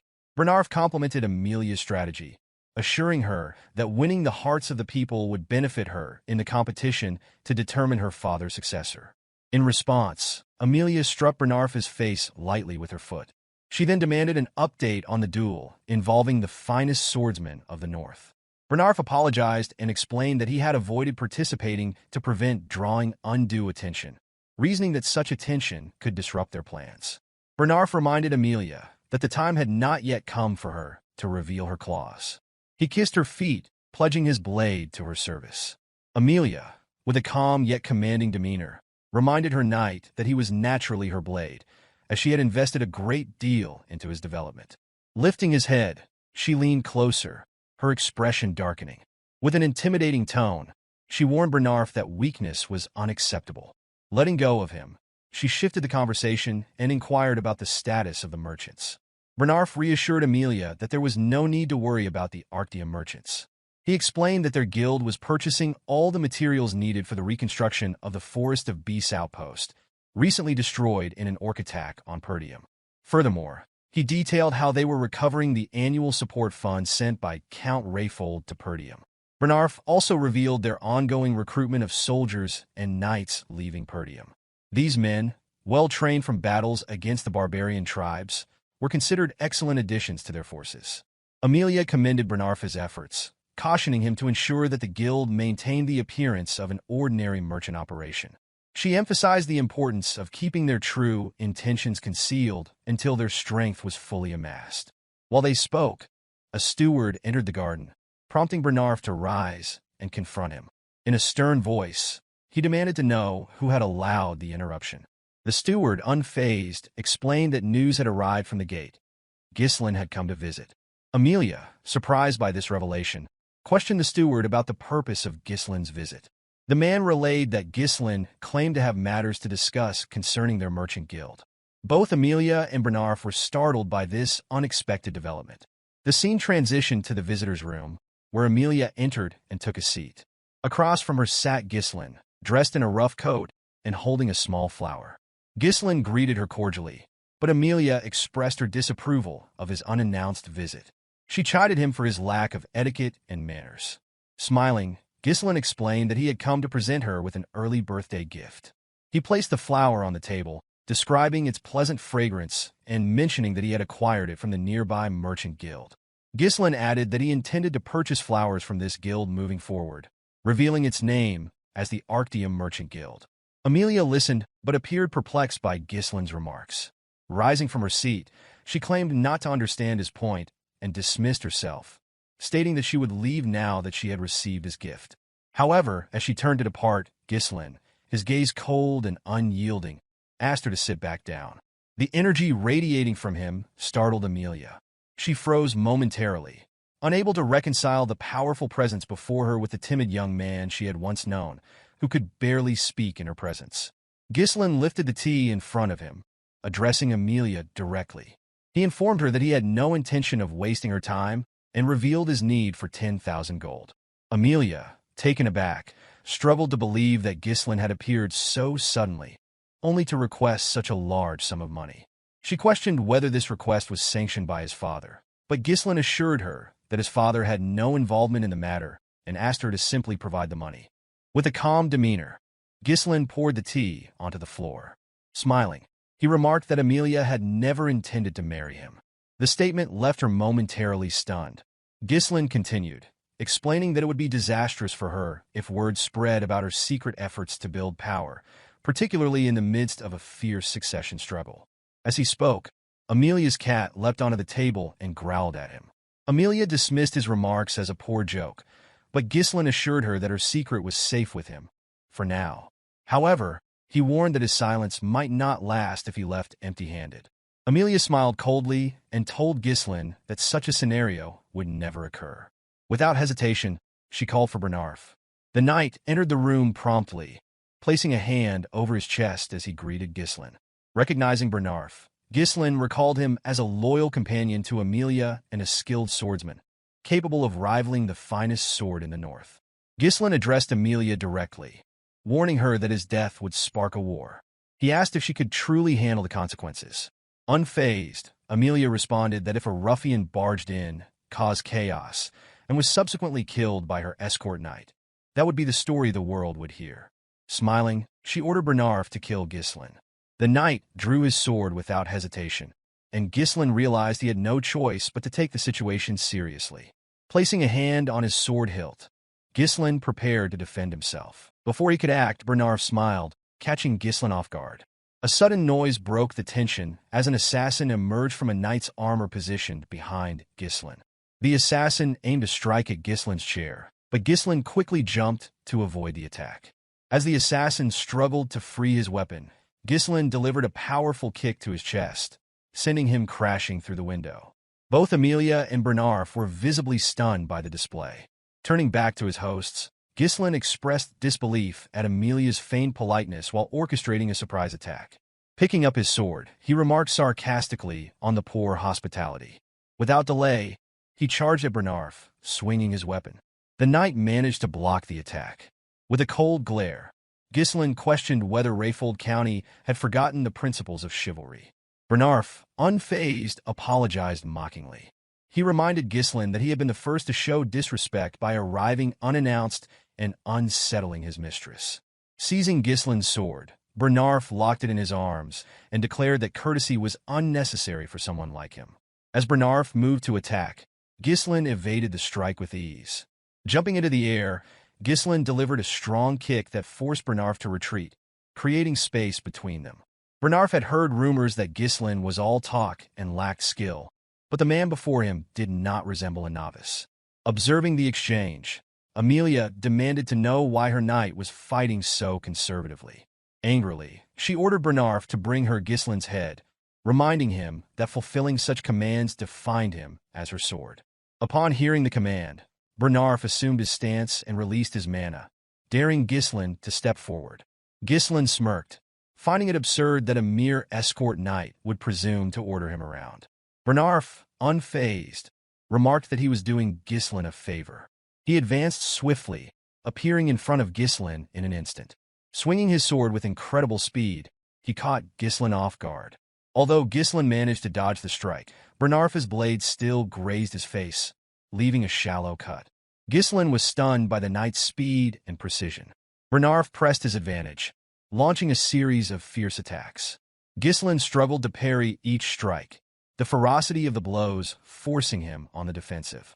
Observing the duel, Amelia was equally surprised and unsettled. She had not expected a so-called weakling like Ghislain to hold his own against Bernar. Despite the display, Amelia remained confident in her knight's superior skill. Ghislain managed to block another strike, locking Bernar's sword in place and moving his blade dangerously close to the knight's neck. Before he could land a decisive blow, Bernar skillfully pulled his sword back and trapped Ghislain's weapon with his arm. Countering swiftly, Bernar attacked with the same technique he had used earlier. Ghislain smirked, recognizing the maneuver and attempting to disarm Bernar as he had before. However, this time, the outcome was different. Ghislain quickly realized that Bernar's body had been reinforced with mana, allowing him to maintain his grip. Bernar calmly informed Ghislain that his trick would not work twice. Seizing the opportunity, Bernar slammed Ghislain to the ground and rushed forward to capitalize on the advantage. Ghislain, recovering quickly, deflected the oncoming strike and leaped backward, creating some distance between them. Assessing the situation, Ghislain deduced that Bernarf's use of mana had given him a significant physical edge. Bernarf took note of his opponent's resilience, remarking that Ghislain was far removed from the rumors. He acknowledged that one could truly understand an opponent's capabilities only by engaging in combat. Analyzing Ghislain's technique, Bernarf observed that his swordsmanship lacked the structure of formal training, appearing instead to have been honed through real combat experience. With a confident expression, Bernarf inquired if Ghislain had fought the barbarians so frequently that he had adopted their chaotic style.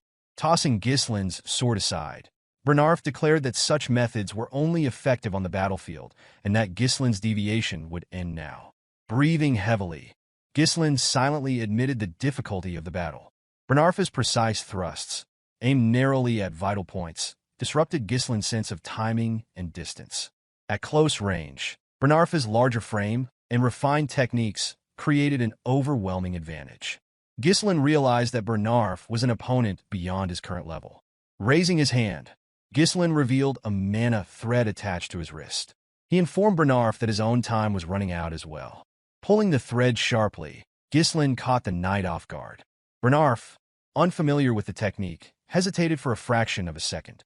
Using this opening, Ghislain struck Bernarf at the back of his head with the hilt of his sword. As Bernarf staggered, his stance faltered, and Ghislain advanced. Delivering a powerful knee strike to Bernarf's face, Ghislain left the knight disoriented. Bernarf, confused and unable to process what had just transpired, could not fathom how Ghislain had managed to position his weapon so effectively. Amelia called out to Bernarf, but Ghislain immediately raised his sword and launched an attack. To Ghislain's surprise, Bernarf managed to block the strike and countered by pushing him back with his own blade. Despite the force, Ghislain held his ground. Observing the intensity of the battle, Bernarf turned to Amelia and urged her to leave the room, stating that he could no longer guarantee her safety. With a determined expression, the knight declared that he would now give his best effort. Ghislain, unfazed, smirked coldly and remarked that this was precisely what he wanted, admitting that it had been a long time since he had faced such an entertaining opponent. The narrative shifts to Amelia, who was fleeing the room with her cat. Anger simmered within her as she reflected on the humiliation Ghislain had caused her. She questioned how he had learned about the merchant guild, suspecting someone had leaked the information. It seemed impossible for him to know such details without inside help. As she ran, Amelia begrudgingly acknowledged that the rumors of Ghislain slaying orcs and rescuing his younger sister from assassins were likely true. Despite this realization, she still believed that much of his reputation was due to luck or exaggeration. Turning a corner, Amelia expected to find the guards she had stationed there. Instead, she was met with a shocking sight. Her guards lay unconscious on the ground, and a hooded woman stood amidst them. The woman turned and greeted Amelia with a smile, remarking on how long it had been since their last meeting. Under the hood, the woman was revealed to be Belinda. Startled, Amelia demanded to know why the maid was there. Before she could react further, Belinda moved with incredible speed, appearing beside her with a blade pressed to her neck, ordering her to remain silent. Amelia froze in disbelief at the blade against her throat. Belinda's gaze settled on the spider, still clinging to Amelia's lip switch. With practiced ease, Belinda removed the spider. Smiling, she revealed that she had overheard Count Perdium and Count Rayfold during the engagement ceremony. She recounted how Amelia's siblings had mocked her for her fascination with spiders, and how Amelia had raised the creatures as a means of exacting revenge. Belinda then questioned why Amelia continued to wear a spider, suggesting it could either symbolize overcoming her trauma or a display of defiance. Without waiting for an answer, she tossed the spider to the ground and crushed it underfoot. With a satisfying crunch, she declared that it did not suit her. With an unsettling calm, Belinda urged Amelia to cooperate. The scene shifted back to the room where Ghislain and Bernar continued their fight. Ghislain noticed a change in the air, sensing the overwhelming mana Bernar was now releasing. Bernar addressed Ghislain, recalling his earlier remark about being an entertaining opponent. With disdain, he declared that only a lowly mercenary would speak in such terms.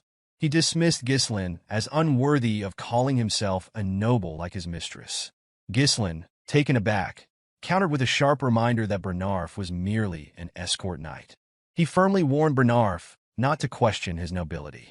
Bernar rushed forward, launching a series of rapid attacks against Ghislain. Despite the knight's incredible speed, Ghislain managed to block the strikes, though it became increasingly difficult. With a stern expression, Bernar admonished Ghislain to uphold the dignity of nobility. As he spoke, his attacks intensified, reaching a level far beyond what Ghislain had encountered earlier. Each blow pushed Ghislain further back, testing the limits of his endurance. Frustrated, Ghislain growled that enough was enough. Using his sword, he deflected Bernar's blade and attempted to pierce his opponent's head. However, Bernar intercepted the attack skillfully, bending Ghislain's sword away and forcing him to retreat. With a swift counter, Bernar thrust his blade forward, landing a strike on Ghislain's shoulder. To the knight's astonishment, Ghislain had intentionally taken the hit, using the impact to push the blade aside and create an opening. Capitalizing on the moment, Ghislain launched a counterattack, but Bernar managed to block it in time. Realizing the danger of underestimating his opponent, Bernar maintained his guard, locking down Ghislain's sword and kicking him away. He remarked that this was the difference between a true warrior and one who wields a sword for mere entertainment. Ghislain, breathing heavily, couldn't help but find the battle exhilarating despite the mounting pressure. Bernar's overwhelming speed, reach, and relentless attacks kept him in control of the fight. Any attempt by Ghislain to counter through close-quarter grappling was immediately neutralized. In a binding clash, Bernar deceptively locked their swords together, giving the impression that neither could break free. With Ghislain's current mana reserves, it was nearly impossible to overcome the knight's superior strength. The situation was dire, and Bernar appeared to have the upper hand. As Ghislain analyzed his predicament, Bernar charged again, forcing him to act decisively. Ghislain, preparing himself, acknowledged that the fight had to end soon. While Bernar had accounted for nearly every variable, he had overlooked one critical factor: Ghislain's unique mana cultivation technique.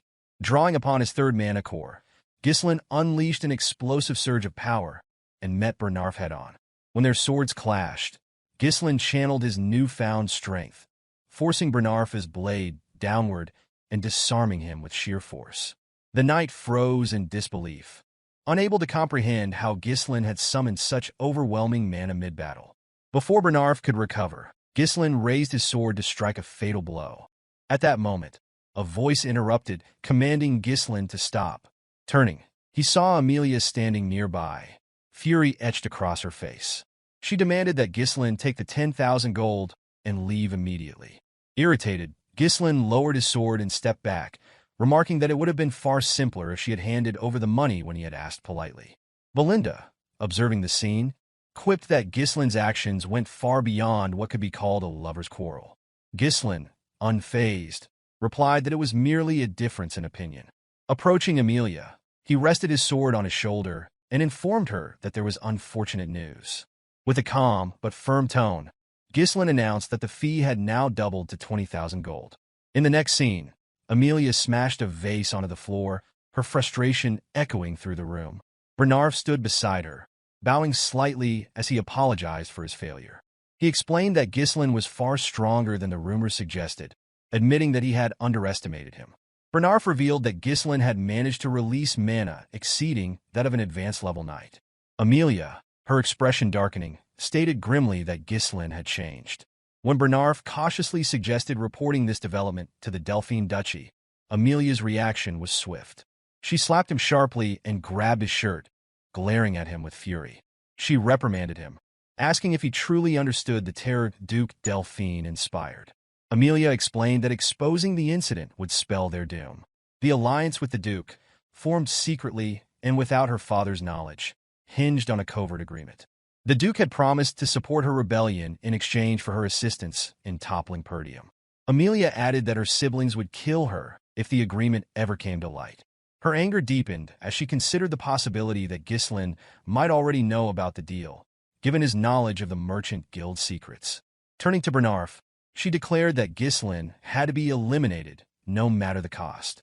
Bernar readily accepted the directive. Amelia then inquired about the state of Ghislain's injuries. The knight explained that while he had inflicted light injuries across Ghislain's body and a heavier wound on his shoulder, Ghislain's use of explosive mana would likely leave him in poor condition for a time. Bernar cautioned that they could not use knights from their own territory, as doing so would leave a trail. Amelia nodded, acknowledging the constraint and reminding him of the reason she had trained a specific group of operatives. Immediately understanding her intent, Bernar asked if she intended to deploy the Wildcats. Amelia confirmed this, explaining that the Wildcats were composed of war orphans, outcasts, and those without status. Only the most naturally talented individuals proficient in mana were selected for this elite group. Amelia placed a flag on the map before her, marking a location, and instructed Bernar to send a dozen of the Wildcats there. She emphasized that only those skilled in mana manipulation should be chosen. Bernar understood her reasoning. The ravine she marked was the only narrow passage between Rayfold territory and Perdium County. Its remote location and restrictive terrain made it an ideal site for discreet operations. Bernar assured his mistress that he would prepare the Wildcats as instructed. Amelia, her expression resolute, vowed to repay Ghislain for the humiliation he had inflicted upon her. The scene shifted to Ghislain, who was seated in a carriage. Wrapping a cloth around his injured arm, he appeared deep in thought. Ghislain's senses prickled, and he wondered if Amelia was already planning her next move. Fergus, seated nearby, asked if he was all right. Ghislain assured him that he was fine, explaining that the cuts were not very deep. Reflecting on the recent battle, Ghislain acknowledged that he had pushed himself to his limits, but was satisfied with the outcome. The 20,000 gold he had obtained from Amelia was enough to cover the foundational funds needed to rebuild Perdium. For his territory, it was equivalent to years of accumulated savings. Despite his earlier anger, Ghislain had decided against killing Amelia, knowing that her death would have inevitably triggered a war, one his county could not afford at the moment. Ghislain understood that he could not risk the safety of his territory for the sake of his whims. Perdium was already struggling to handle the barbarian threat, making it wiser for him to retreat for now. The knowledge he possessed about the Arctium Merchant Guild would be enough of a burden on Amelia. As he put on his jacket, Ghislain resolved to make good use of Amelia's predicament. Belinda, observing her master's confident demeanor, asked if events were unfolding according to his plan. She reminded him of his earlier instructions to subdue the guards upon hearing fighting noises and to take Amelia hostage if she exited the room. Ghislain clarified that he had entrusted Fergus with those tasks. As he spoke, a wave of pain coursed through his body, causing him to spit blood. Alarmed, Belinda and Fergus quickly moved to his side. Ghislain realized that the pain was the recoil from using and opening his third mana core. Although the current discomfort was less severe than before, it remained a significant burden. He acknowledged that this would be troublesome to endure every time he accessed his power and concluded that he needed to find a way to increase his mana capacity. While he was lost in thought, Belinda grabbed his hand and took out a large needle coated with mana. She noted that the flow of his mana was chaotic and unbalanced. Without hesitation, she began applying the needle to various points on his hand. Ghislain was startled by the sensation, feeling something being released from his body. Exhaling sharply, he noticed that his tangled mana pathways had opened slightly. The technique, he realized, required an advanced understanding of mana manipulation. Ghislain reflected on Belinda's unusual skills. Though he knew she was not an ordinary maid, having been brought into the family by his mother, he remained uncertain of her true identity. He found it curious that someone so talented would choose to serve as a head maid in the countryside. However, Ghislain dismissed the mystery, reasoning that having skilled individuals in his territory was always beneficial, especially since the challenges he had faced were just the beginning.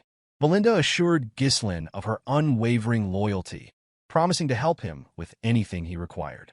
She then asked why he had taken such a large sum of money from Amelia. Ghislain explained that he needed to spend money, and Amelia was the wealthiest person he knew. Both Fergus and Belinda were shocked by this revelation. Belinda expressed disbelief that he had ended his engagement for such a reason, warning that Count Rayfold would retaliate if he found out. Ghislain, unconcerned, assured her that Amelia would never report the incident to her father. Smiling, he reminded Belinda of her earlier declaration of trust.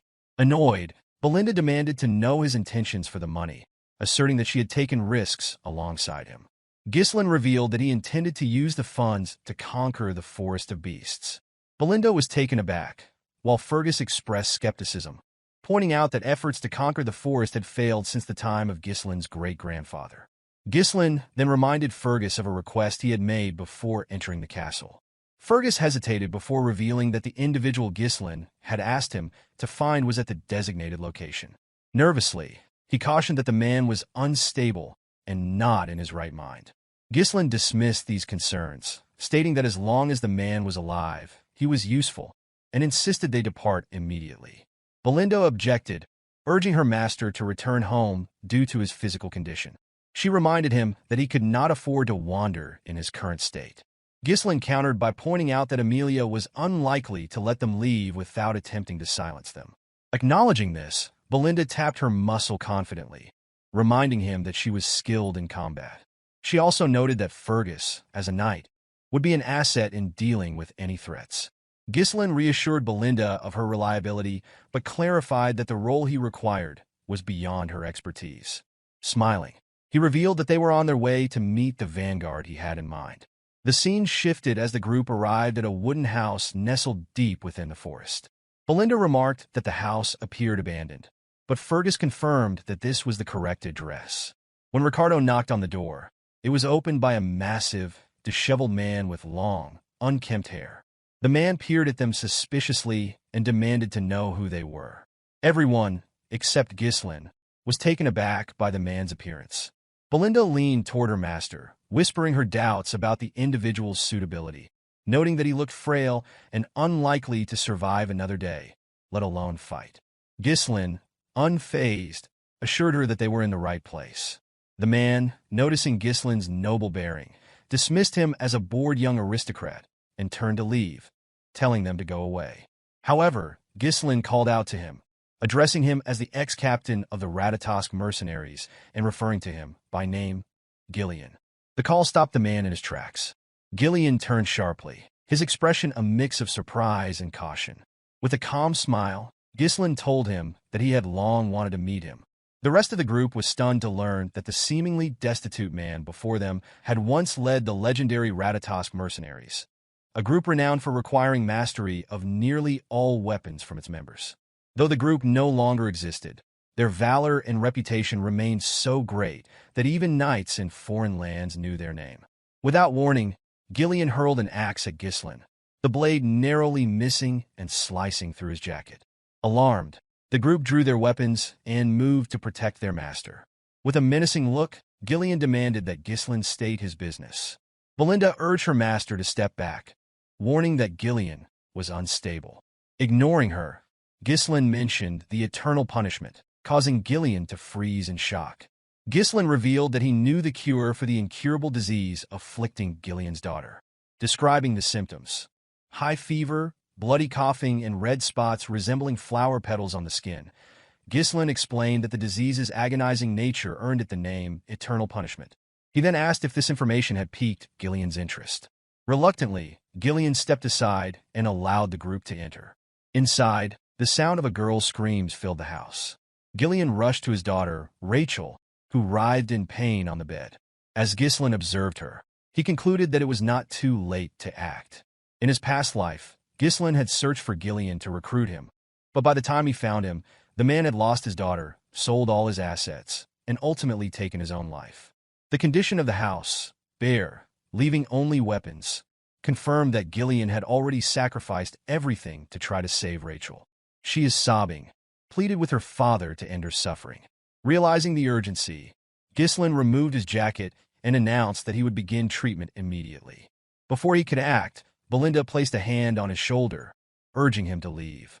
She admitted that she didn't know what he intended to do, but she insisted that the disease was beyond his power. Even priests had failed to cure it, declaring it a punishment from the gods. Belinda implored him to explain how he planned to deal with such a dire illness. Ghislain brushed her hand aside, asserting confidently that he could save Rachel. Belinda was unconvinced and called out to him again. Ghislain turned to remind her of her earlier promise to trust him, which left her momentarily silent. He handed her a list of medicinal herbs and instructed her to purchase them immediately. Surprised by the items on the list, Belinda quickly carried out the task and returned with the requested supplies. For wandering mercenaries like Gillian, survival often depended on knowledge, and while the disease, known as eternal punishment, was currently deemed incurable, a cure would eventually be discovered in the future. Ghislain, drawing on his foreknowledge, prepared to apply his unique insight to save Rachel's life. The cure quickly became a topic of great interest, especially due to its relatively simple method of preparation. Ghislain, thanks to its straightforward process, remembered it clearly. The primary challenge, however, was the exorbitant cost of the ingredients, with the fairy's blessing being the most critical and expensive component. To prepare the cure, the fairy's blessing and the herbs were finely chopped, tightly packed into a bottle, and covered with distilled alcohol. The mixture was shaken thoroughly and left to sit for a while. Afterward, the remaining ingredients were added and stirred until combined. Once the preparation was complete, Ghislain handed the purple glowing liquid to Gillian, instructing him to let his daughter drink it. Desperation left Gillian with no alternative. He quickly fed the liquid to his daughter, Rachel. Almost immediately, the red spots on her face began to fade, leaving everyone in the room astonished. The group could barely comprehend what they were witnessing. Gillian, more shocked than anyone, stared in disbelief at the visible transformation. Ghislain, calm and composed, remarked that the outcome was as expected. With a trembling voice, Gillian asked Ghislain how he had accomplished this, pointing out that even holy power had failed to cure her. Ghislain explained that divine power was not omnipotent. While it could enhance the body's vitality and regenerative capabilities to aid in combating illnesses, it was fundamentally different from a cure. Gillian's hands trembled as he grabbed Ghislain and desperately asked if his daughter could truly be healed. Ghislain reassured him that Rachel would be fully cured within a few months. Overwhelmed, Gillian stepped back and bowed his head in gratitude, acknowledging that Ghislain must have come to this remote place with a purpose. He confessed that all he had left was his body and offered to become Ghislain's servant or even his dog if that was what he desired. Ghislain dismissed the man's offer, stating firmly that he wanted neither a slave nor a servant. Instead, he declared that he sought the captain of the Ratatosk mercenaries. As Gillian raised his head, he noticed something extraordinary. Ghislain's eyes shone with the ambition of a dreamer. Inspired, Gillian stood up and grabbed an axe, using it to cut off his long ponytail. The group watched in awe and fear as the man's demeanor transformed. Without the ponytail, Gillian looked like an entirely different person, more alive, determined, and ready to act. Moving toward his weapons, Gillian asked if there were others accompanying Ghislain or if anyone might come looking for him. Ghislain confirmed that his group was the only one present. Gillian then inquired whether Ghislain had enemies, to which Ghislain admitted he did and added that he would likely gain more in the future. Gillian picked up a spear and wrapped a rope around it. With swift precision, he hurled the spear through the wooden wall of the house, sending it deep into the forest outside. The force destroyed part of the wall, and the group watched as the spear found its target. Gillian pulled the spear back toward him using the rope, demonstrating his formidable skill. The scene left everyone in the room silent, their awe at Gillian's transformation evident. As the spear re-entered the house, it became clear that Gillian had spear-fished an assassin. The weapon had struck the figure directly in the chest, leaving him struggling to free himself. Without hesitation, Gillian grabbed the assassin by the neck and demanded to know who had sent him. The assassin, revealed to be a member of the Wildcats, appeared stunned that Gillian had detected him. Gillian turned to Ghislain, asking what he wanted to do with the captive. Ghislain, already suspecting who had sent the assassin, placed his hand on his sword, but remarked that he had no desire to draw it again that day. Gillian intervened, placing a hand on Ghislain's hilt to stop him. Smiling faintly, he assured Ghislain that he would handle the matter. With a swift motion, Gillian snapped the assassin's neck, killing him instantly. Bowing respectfully, he turned back to Ghislain. Belinda, watching the scene unfold, was shaken by Gillian's lack of hesitation in killing. She struggled to understand why her master would want to recruit someone so dangerous. Kneeling before Ghislain, Gillian swore his loyalty, pledging to place his life in Ghislain's hands. Ghislain, recognizing the value of having such a powerful ally for his reconstruction plans, accepted the pledge with a smile, expressing his eagerness to work with Gillian. The narrative shifted to a cabin deep in the woods, where a group of wildcats was gathered. A trafficker reported to the group that one of their members had been killed. The news caused shock and unrest among the group, prompting their leader, Vigo, to demand silence. Apologizing for the commotion, the traffickers explained that Bernar had assured them that Ghislain would neither locate their reconnaissance unit nor be capable of killing them. Vigo questioned whether the reconnaissance team had made mistakes or been given bad intelligence. One of his subordinates, trembling, revealed that Gillian had joined Ghislain's group. Startled, Vigo grabbed the subordinate by the neck and demanded confirmation. The man nervously insisted he was certain, recounting that he had seen it with his own eyes. Hearing this, Vigo smiled, expressing satisfaction that his former captain was finally taking action. The scene transitioned back to Gillian, who was traveling through the woods with Ghislain and the others in a carriage. Belinda, feeling cramped, complained about the sheer volume of weapons Gillian had brought along.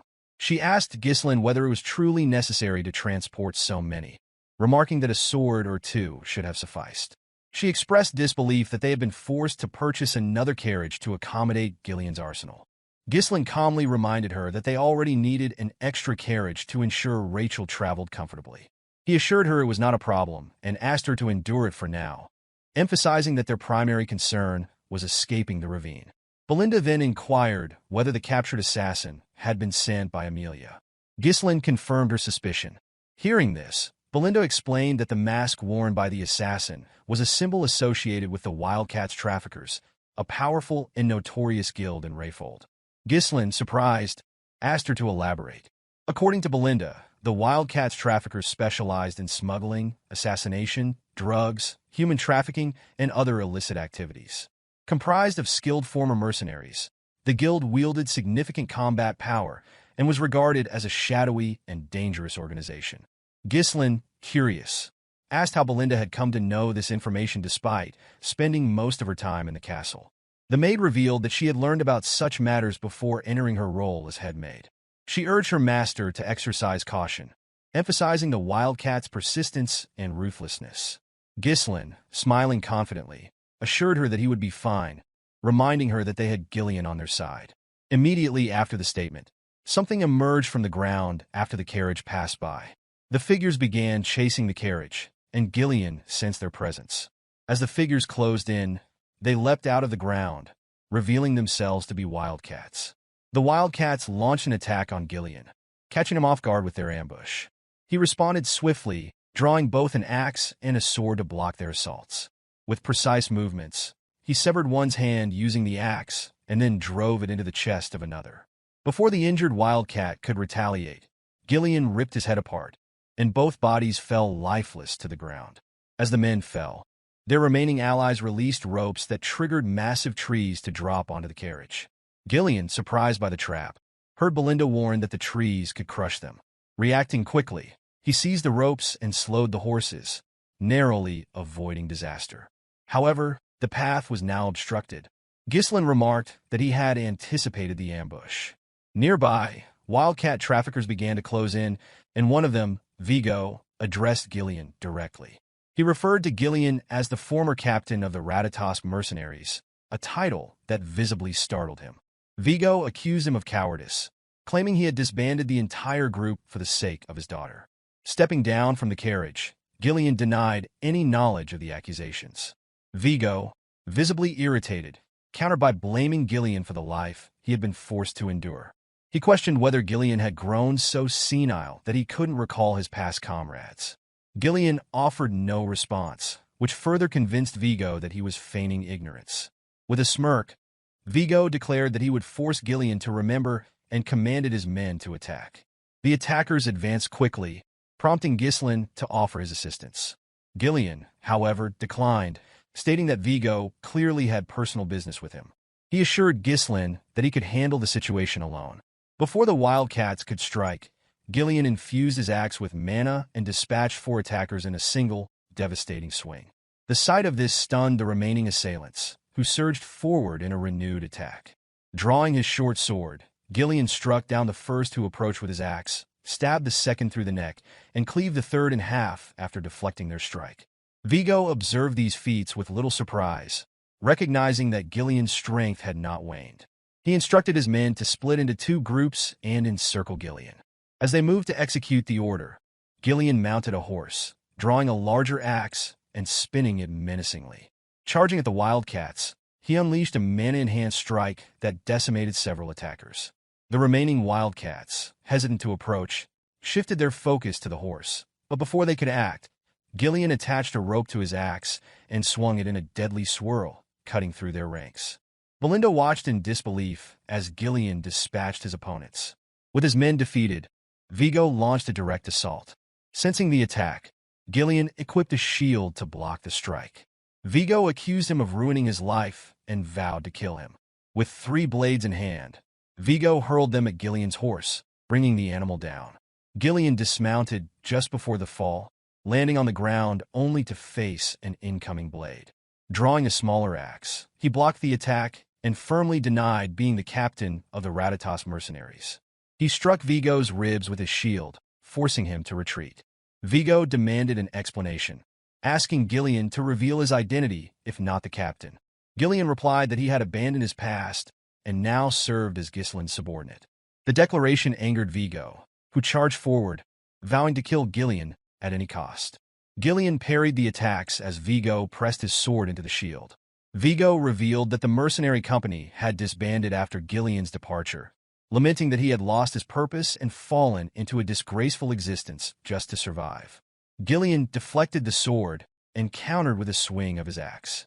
Vigo evaded by dropping low and quickly retaliated with a kick, which Gillian blocked with his wooden shield, though the shield shattered under the force.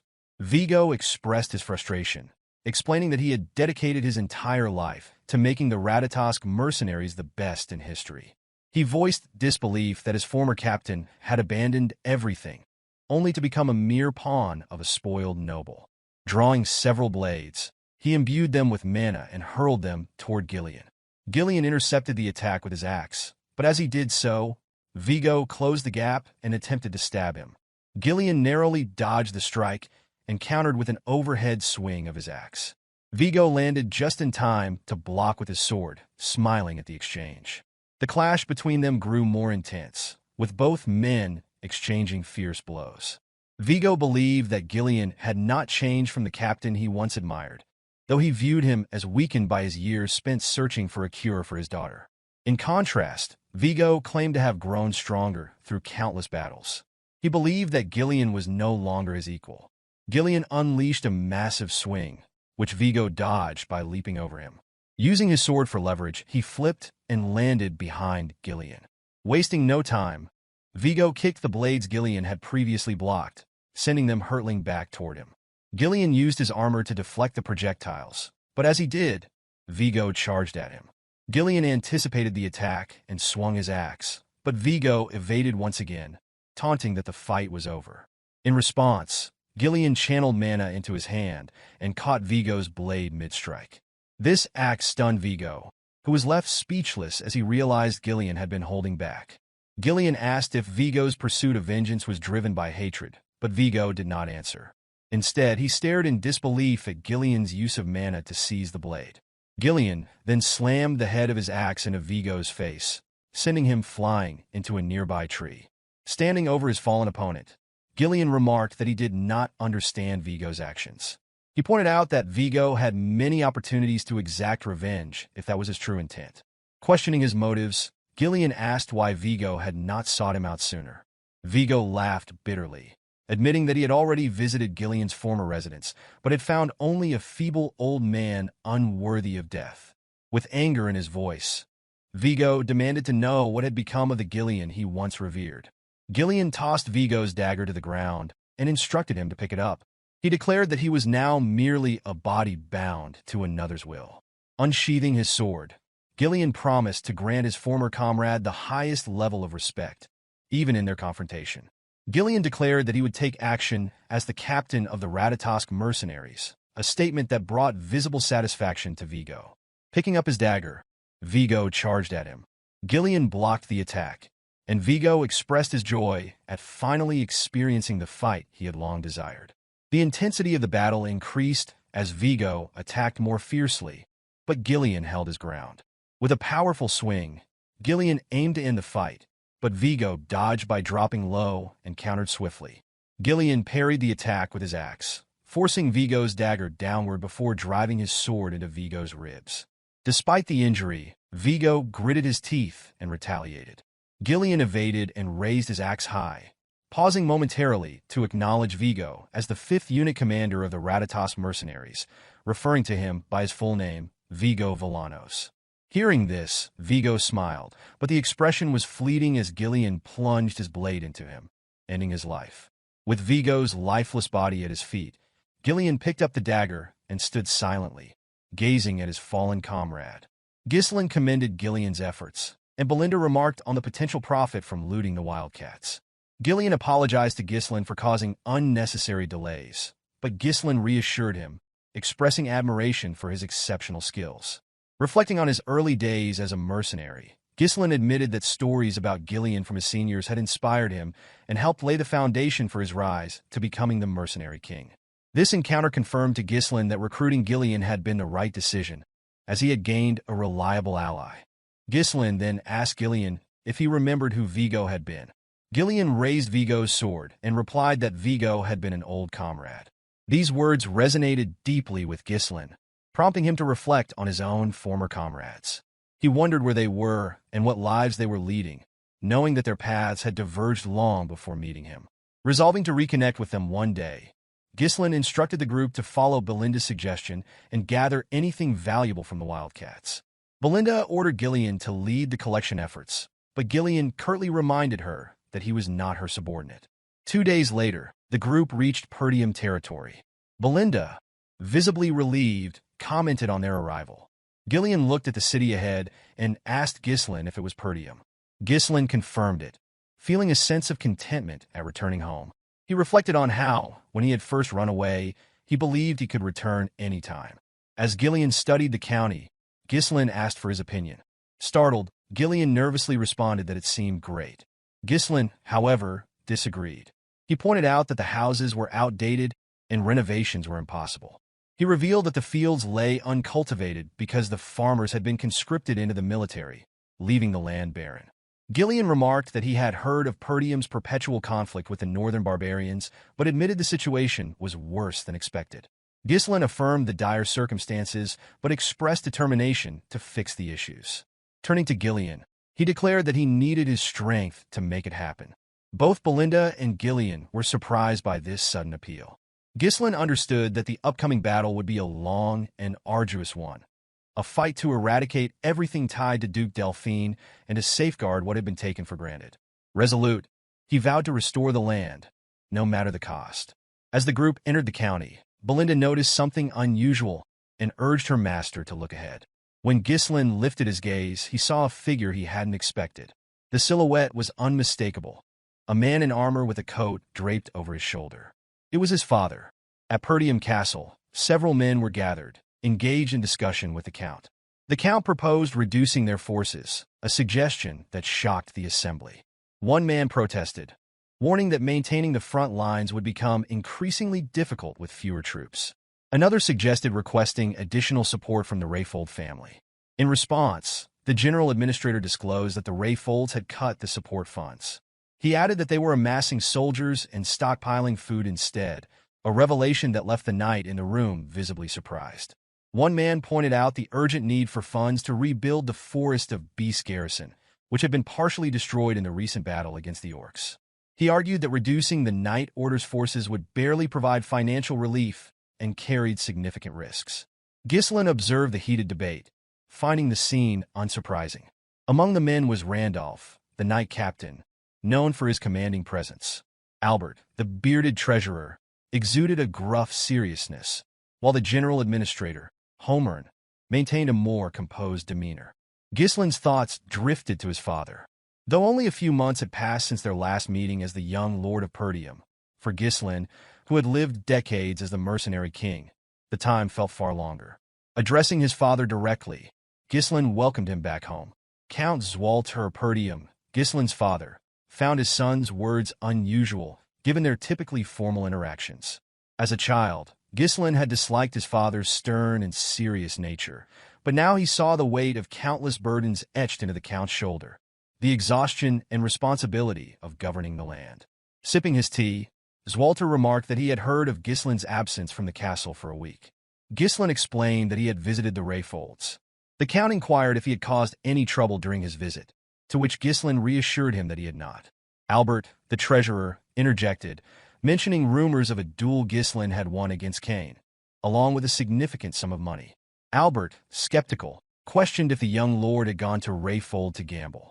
Ghislain, irritated by the suggestion, clarified that his trip had been an investment-related visit and that he had conducted business with Amelia.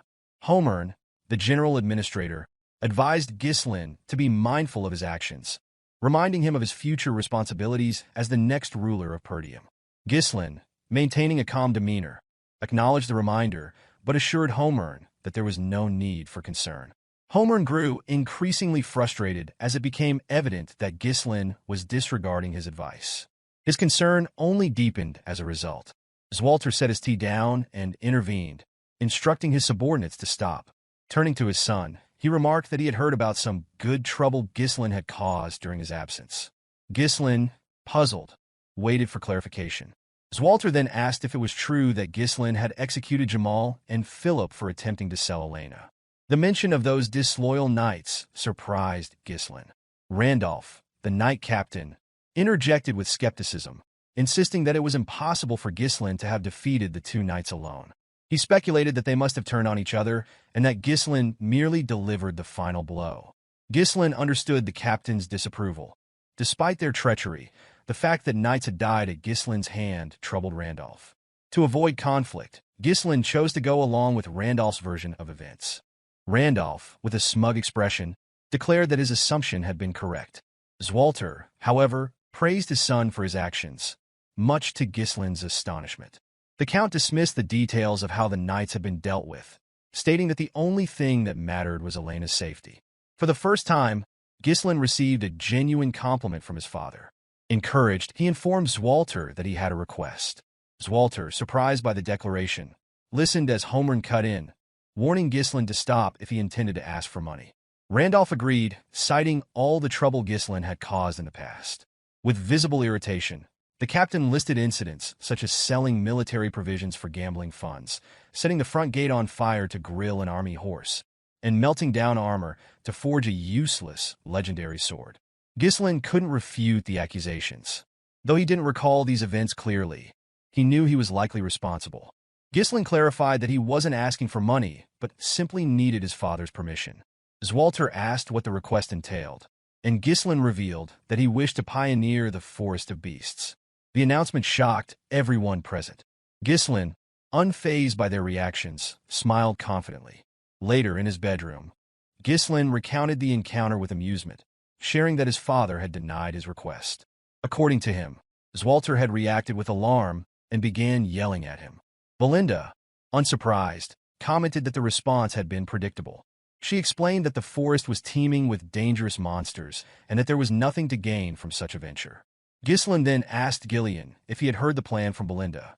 Gillian confirmed that he had, recounting Ghislain's intention to fund the endeavor using the money received from Amelia. He further explained that the Forest of Beasts was infamous as a forest of death, where no one had ever returned alive. Its deadly reputation extended even to other regions, and people universally avoided it. With a calm smile, Ghislain assured his guard that he was well aware of the forest's dangers. Ghislain explained that there was nothing to gain by delaying their departure any further. Rising from his seat, he walked toward the door and informed Gillian that it was time to get started.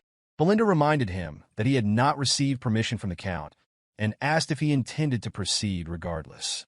Turning to her, Ghislain clarified that he had only asked for permission out of courtesy, emphasizing that he didn't actually require his father's approval.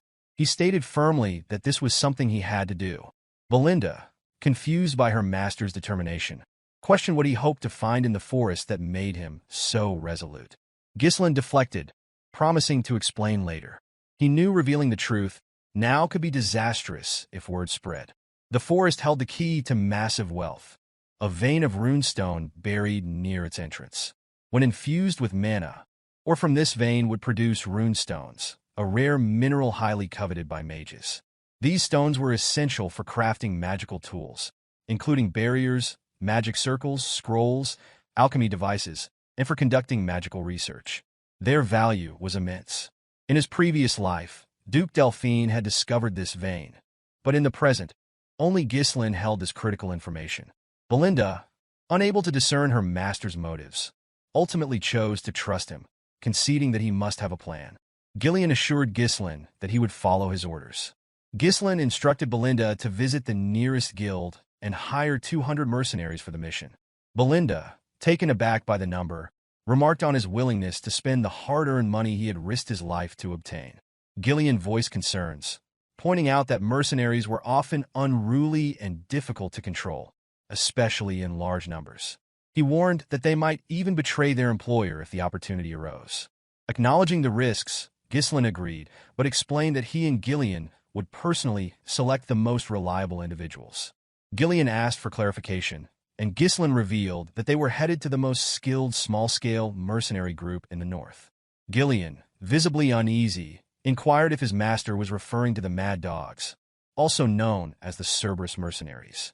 He explained that while the Mad Dogs were indeed skilled, they were infamous for turning on their employers if situations deteriorated. Ghislain confidently responded that they were going to put a leash on the Mad Dogs. The scene shifted as Gillian led his master's horse up a hill toward the outskirts of the Zimbar territory, where the Cerberus mercenaries were based. One of the mercenaries spotted the pair approaching from a distance and alerted his colleague. Upon hearing this, the second man laughed, referring to Ghislain as a poor soul and remarking that the visitors had no idea what they were walking into. The mercenary took another look at Ghislain and realized he was a noble. Convinced that Ghislain would be a profitable target, he continued observing through his spyglass. Suddenly, someone grabbed him, prompting a scream of pain that startled the rest of the camp. It was Gillian who had seized the man, lifting him effortlessly with one hand. The mercenary cursed Gillian, demanding to know what he was doing. Without a word, Gillian hurled the man with such force that the upper half of his body became lodged in the sand. The remaining mercenaries, outraged by what had happened to their comrade, began shouting at Gillian. One of them stepped forward, accusing Gillian of acting recklessly because of his connection to a noble family. This mercenary held a chain with a spiked ball attached, smiling as he warned Gillian not to expect to leave the camp alive. Unaware of who he was dealing with, the man paused as he noticed someone else entering the camp. Ghislain, seated on his horse, addressed the mercenary, instructing him to be quiet and fetch his captain. The mercenary laughed mockingly at the demand and began spinning his chain. He taunted Ghislain, calling him a noble brat and declaring that it was time for him to learn responsibility. As he hurled the spiked chain toward Ghislain, something intercepted it midair. The person responsible was Gillian, who had stopped the attack with a dagger.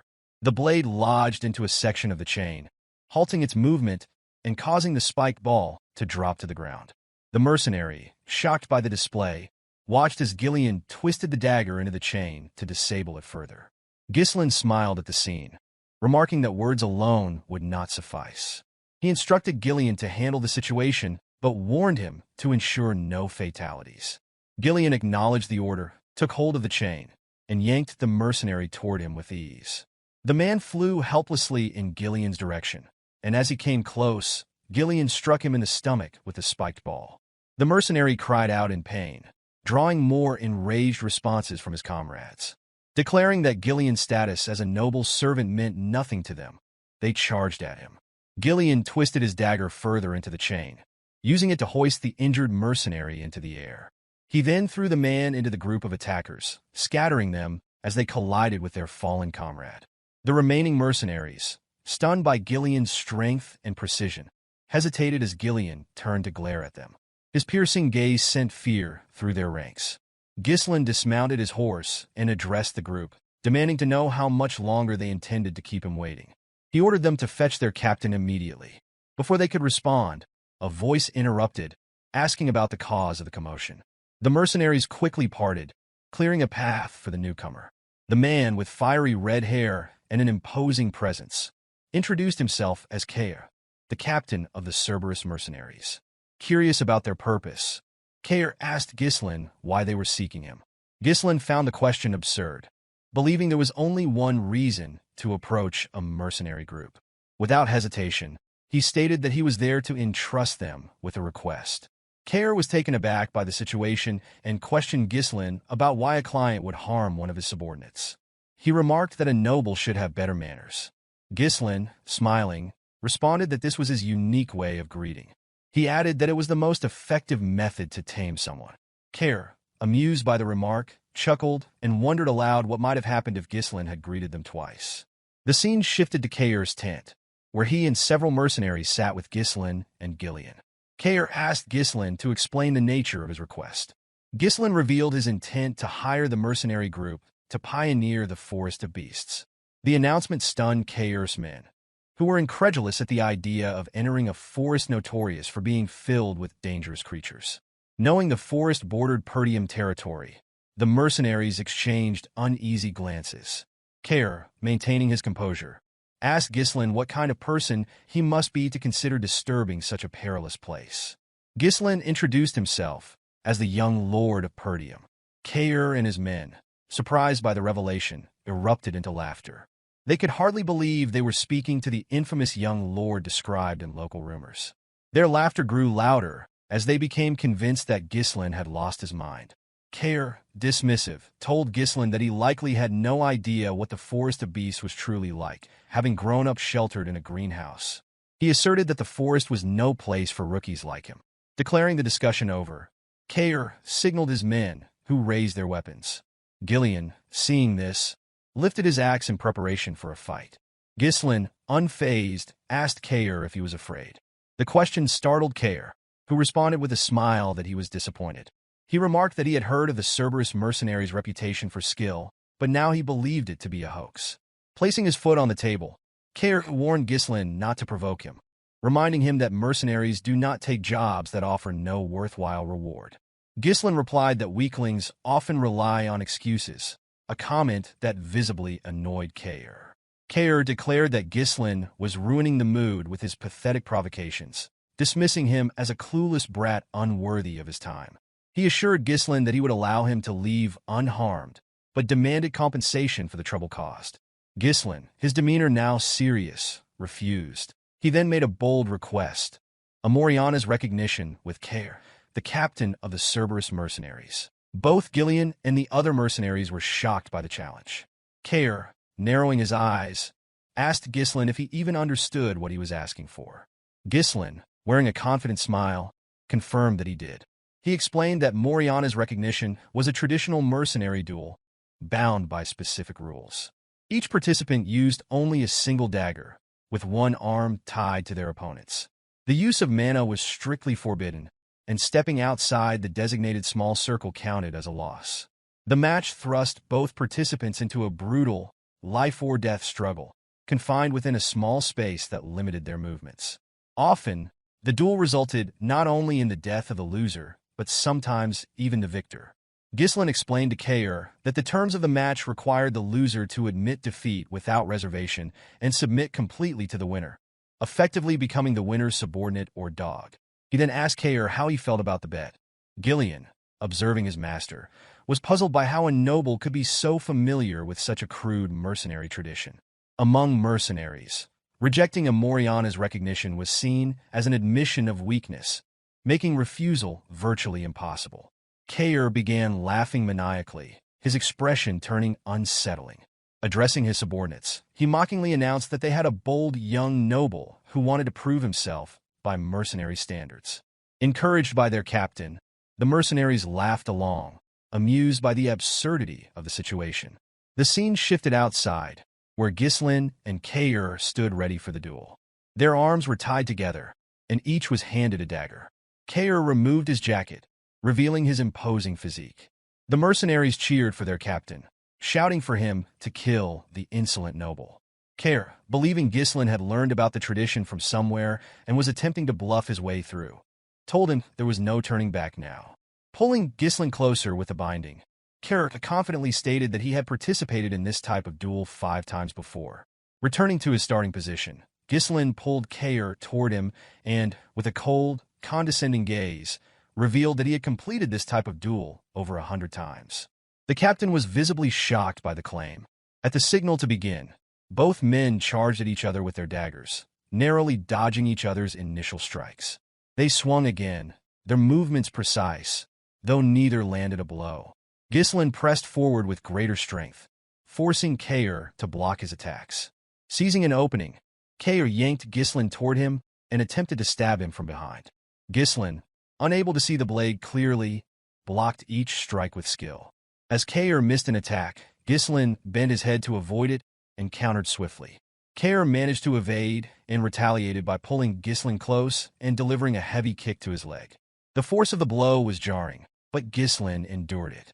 Cain, surprised by Ghislain's resilience, acknowledged that he was performing better than expected. He expressed disbelief at Ghislain's claim of having participated in over 100 Moriana's recognitions, remarking that most mercenaries never experience even one in their lifetime. Charging at Ghislain again, Cain mocked him, advising that he should at least make his bluffs more convincing. This time, he didn't give Ghislain any opportunity to counter. The Cerberus mercenaries, delighted by the display, encouraged their captain to finish Ghislain off. However, their cheers subsided under Gillian's intense glare, silencing them instantly. Gillian, observing the fight, recognized the severity of the situation. The circle was so small that it barely accommodated one person lying down. With no mana or external force allowed, the duel demanded complete reliance on physical skill and strength alone. Another significant challenge in the duel was the size difference and restricted movement due to the tied hands, which left Ghislain at a disadvantage. He could barely evade or block Cain's relentless attacks, while Cain had ample opportunity to dominate and control the fight. Gillian, observing closely, rested his hand on his axe, prepared to intervene if the situation turned dire. Cain seized Ghislain's arm and pinned him down before swinging his dagger toward him. Ghislain evaded the strike by jumping to the other side, landing unsteadily. Upon landing, he felt a sharp pain surge through his leg, the same leg that had absorbed Cain's earlier attack. Without the protection of mana, the accumulated damage was beginning to take its toll. Cain noticed Ghislain's pained expression and smirked. Mockingly, he remarked that Ghislain looked pale and asked if he had already reached his limit. Cain then intensified his assault, driving Ghislain into a desperate defense. Despite his disdain for nobles, Cain acknowledged that Ghislain showed more determination than most. However, he remained convinced that Ghislain lacked skill and believed he had deciphered his strategy, deflecting dagger strikes while absorbing less harmful blows with his body. Yet Cain also understood the harsh reality of Moriana's recognition. Without mana, every attack inflicted accumulating damage. He could see that the strain was evident in Ghislain's movements and facial expressions. Relishing the struggle, Cain spun his dagger and charged. Ghislain blocked the attack, but was immediately forced to dodge as Cain swung his dagger toward his head. Ghislain bent low to avoid the strike and attempted to counterattack from below, but Cain blocked it easily. Cain dragged Ghislain's arm to the side, pinning him again, and delivered a brutal kick to his already injured leg. Ghislain winced in pain, and Cain, noticing his reaction, assumed victory was at hand. Raising his dagger, Cain commanded Ghislain to prepare to die. His subordinates erupted in cheers at the apparent conclusion. From the sidelines, Gillian gripped his axe, ready to intervene and rescue his master. However, before Cain could deliver the finishing blow, Ghislain smiled. With a sudden burst of agility, he dodged the dagger by lowering himself even further, a move that stunned Cain. Taking advantage of the opening, Ghislain shifted to the side and delivered a precise cut near Cain's ribs. The strike left Cain momentarily stunned, and gasps erupted from the gathered mercenaries. Even Gillian was shocked by the turn of events. Enraged, Cain charged at Ghislain, but Ghislain moved low again, evading the attack with remarkable skill. This time, he countered with a slash to Cain's chest as he passed. The mercenaries stood in disbelief. Their captain, who had been dominating the fight and tossing Ghislain around earlier, was now wounded twice. They shouted for Cain to demonstrate the strength of a true mercenary. Meanwhile, Gillian watched with astonishment at his master's movements, realizing that Ghislain had far greater skill than he had anticipated. Cain swung his dagger at Ghislain's head, but Ghislain ducked low to avoid the strike. Rising quickly, he used his shoulder to slam into Cain's face. With the dagger tightly clenched in his fist, Ghislain delivered several blows to the captain's face in rapid succession. Before Cain could recover, Ghislain rotated his dagger and stabbed it into Cain's hand. Despite the injury, Cain did not cry out. Instead, he charged at Ghislain with renewed ferocity. Ghislain, however, easily dodged each attack. Cain began to falter, confused by the sudden change. Just moments earlier, Ghislain had seemed barely capable of withstanding his strength. Gillian, watching intently, finally understood. Cain's reliance on brute force was his downfall.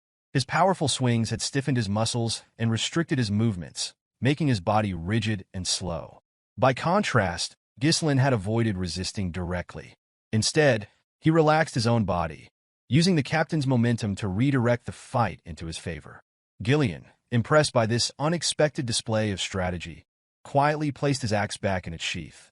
As Cain gasped for breath, his men taunted him, urging him to stop playing around and finish the fight.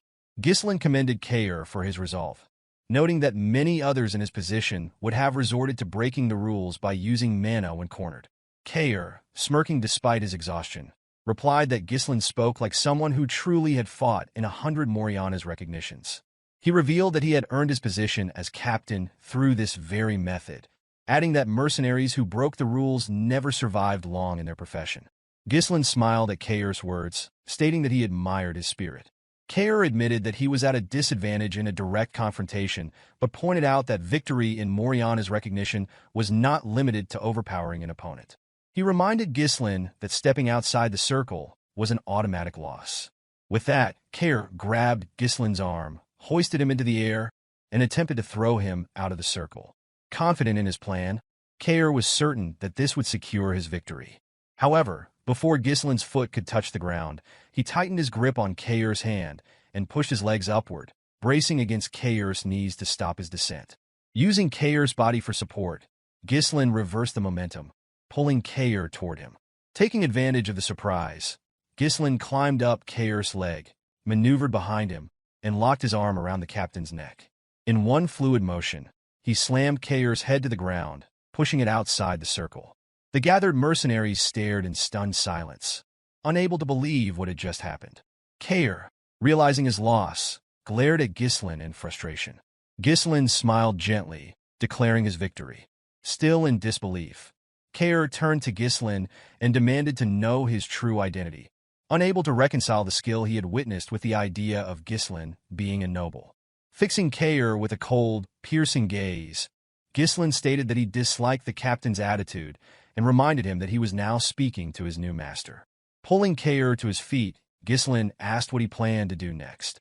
Cain assumed the fight was over, but Ghislain calmly corrected him, pointing out that he himself had not yet stepped outside the circle. Cain, taken aback, watched as Ghislain clenched his fist. Ghislain announced that it was time to discipline his subordinate, signaling that the ordeal was far from over. Ghislain delivered a solid punch to Cain's face, knocking him to the ground. Cain quickly raised a hand, asking Ghislain to wait. He reminded him that the fight was over the moment a combatant stepped out of the circle. In response, Ghislain struck him again and questioned if Cain intended to abide by rules on the battlefield. Cain, furious, called him a bastard and reminded him that nobles weren't supposed to act this way. Ghislain, his expression serious, ordered him not to speak back to his master. When Cain insulted him again, calling him a lunatic, Ghislain hit him once more. The punches continued, one after another, until Ghislain's hand was smeared with Cain's blood. The mercenaries, watching from the sidelines, grew uneasy. They had expected Ghislain to let their captain go after winning the duel, but instead, the beating continued. Cain, his face swollen and bloodied, begged Ghislain to stop. Ghislain pulled him to his feet and, with a cold gaze, reminded him that he had not yet stepped out of the circle. Cain, horrified, turned to his men and shouted for them to intervene and kill Ghislain. The mercenaries grabbed their swords, but before they could approach, Gillian unsheathed his axe. His commanding tone froze them in place as he warned that anyone interfering with his master's discipline would be killed. The mercenaries, seeing the deadly intent in Gillian's eyes, dared not move. Cain, trembling like a beaten dog, turned back to the young noble. Ghislain asked if he was finished, and Cain's only reply was laughter born of fear. He knew he had miscalculated. Another punch landed, pushing Cain back. For the first time, Cain's overconfidence had failed him. He had always seen nobles as pompous losers, arrogant, selfish, and easily manipulated with the right scare tactics.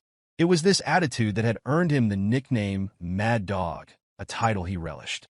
Yet now, the so-called Mad Dog was being thoroughly beaten by a noble he had underestimated. The mercenaries, visibly worried by their captain's condition, glanced at one another, unsure of what to do. Cain's face was swollen, his body bruised, and his strength depleted. Ghislain paused to assess Cain's injuries and then turned to the mercenaries. Breaking the silence, he ordered them to fetch water, bandages, and a towel. The men were taken aback by the command, but Ghislain calmly warned that their captain would die if they didn't act quickly. Shocked into action, they complied with his orders. Gillian observed the scene closely. He noticed how the previously unruly mercenaries were now following Ghislain's commands without question. In a world where strength often carried more weight than laws, Ghislain had established his authority in the most direct and irrefutable way. He had demonstrated who was in charge. In the next scene, Cain sat slumped in a chair, his body wrapped in bandages. Ghislain placed a sheet of paper on the table in front of him and instructed him to sign it. Cain, staring at Ghislain with a mixture of defeat and resignation, realized that he had no choice but to comply. Cain hesitantly took out a pen and signed the document. As he handed it to Ghislain, he nervously asked him to take it. Ghislain, fixing him with a cold stare, demanded he repeat what he had just said. Cain, now visibly shaken, stammered that he looked forward to working with him. Ghislain grabbed Cain's hand, causing him to flinch. With a calm but firm tone, Ghislain told him they were now family and that he too looked forward to their collaboration. A few days later, at the outskirts of Perdium territory, a group of mercenaries had gathered in the early morning. One of them, yawning, asked if anyone knew why they had been summoned so early. A bald man carrying a shield chimed in, mentioning a rumor that their employer was the young lord of Perdium. The mercenaries were shocked to hear this. One of them scoffed, calling Ghislain just a brat and doubting his ability to manage mercenaries effectively. He speculated that the job would be easy. A shirtless, heavily built man clapped his hands to grab the attention of the group. Known as Gordon the Muscle, he smiled and addressed his fellow mercenaries, suggesting that they needed a representative to handle their brat employer. His imposing presence caught everyone's attention, and they nodded in agreement. Gordon commended their admirable posture in devising ways to gain rewards without effort, but he warned them that their plan would fail without unified voices. The mercenaries agreed with Gordon, recalling past incidents where poor coordination had led to failure. The bald man asked Gordon about his plan, and he explained that knowing one's boundaries was crucial. Opening a bag of coins, he announced that he would act as their representative to pressure their employer, requesting contributions from the group for his hard work. The mercenaries, impressed by Gordon's confidence and size, believed him to be the perfect choice for the task. Praising his reliability and wit, they added coins to the bag. Their plotting was interrupted when one of them noticed someone approaching. Looking up, they saw Ghislain riding toward them alone on his horse. The sight surprised them, and one remarked that Ghislain might flee once he saw Gordon's intimidating build. Gordon instructed the group to approach him together, creating an imposing presence. Smiling confidently, he declared it was time to teach the young lord a lesson about the real world. However, before Gordon could confront Ghislain, he noticed a group trailing behind him. As they drew closer, the mercenaries identified the group as the Cerberus mercenaries, recognizable by their distinct dog-snout-shaped helmets. Shocked, Gordon questioned how Ghislain had managed to recruit the infamous Mad Dogs. When Ghislain finally reached the group, the mercenaries instinctively stepped back. Turning to Gordon, Ghislain asked if he was the representative. Gordon, now visibly nervous, admitted that he was. Ghislain inquired about his name, and Gordon introduced himself as Gordon the Muscle. Ghislain smiled, commenting on the uniqueness of the name before tapping Gordon's chest and complimenting it as pretty cool. Introducing himself as the young lord of Perdium, Ghislain commanded Gordon to gather the mercenaries. Once assembled, Ghislain addressed them with a serious demeanor. He announced that the time had come to begin the pioneering of the Forest of Beasts. In the next scene, Belinda was assisting Ghislain in donning his armor. All preparations for pioneering the forest had been completed. The expedition's temporary base had been constructed, resources had been procured, and the most critical asset, the troops, had been secured. Ghislain requested Belinda to perform a final head count, and the maid obliged.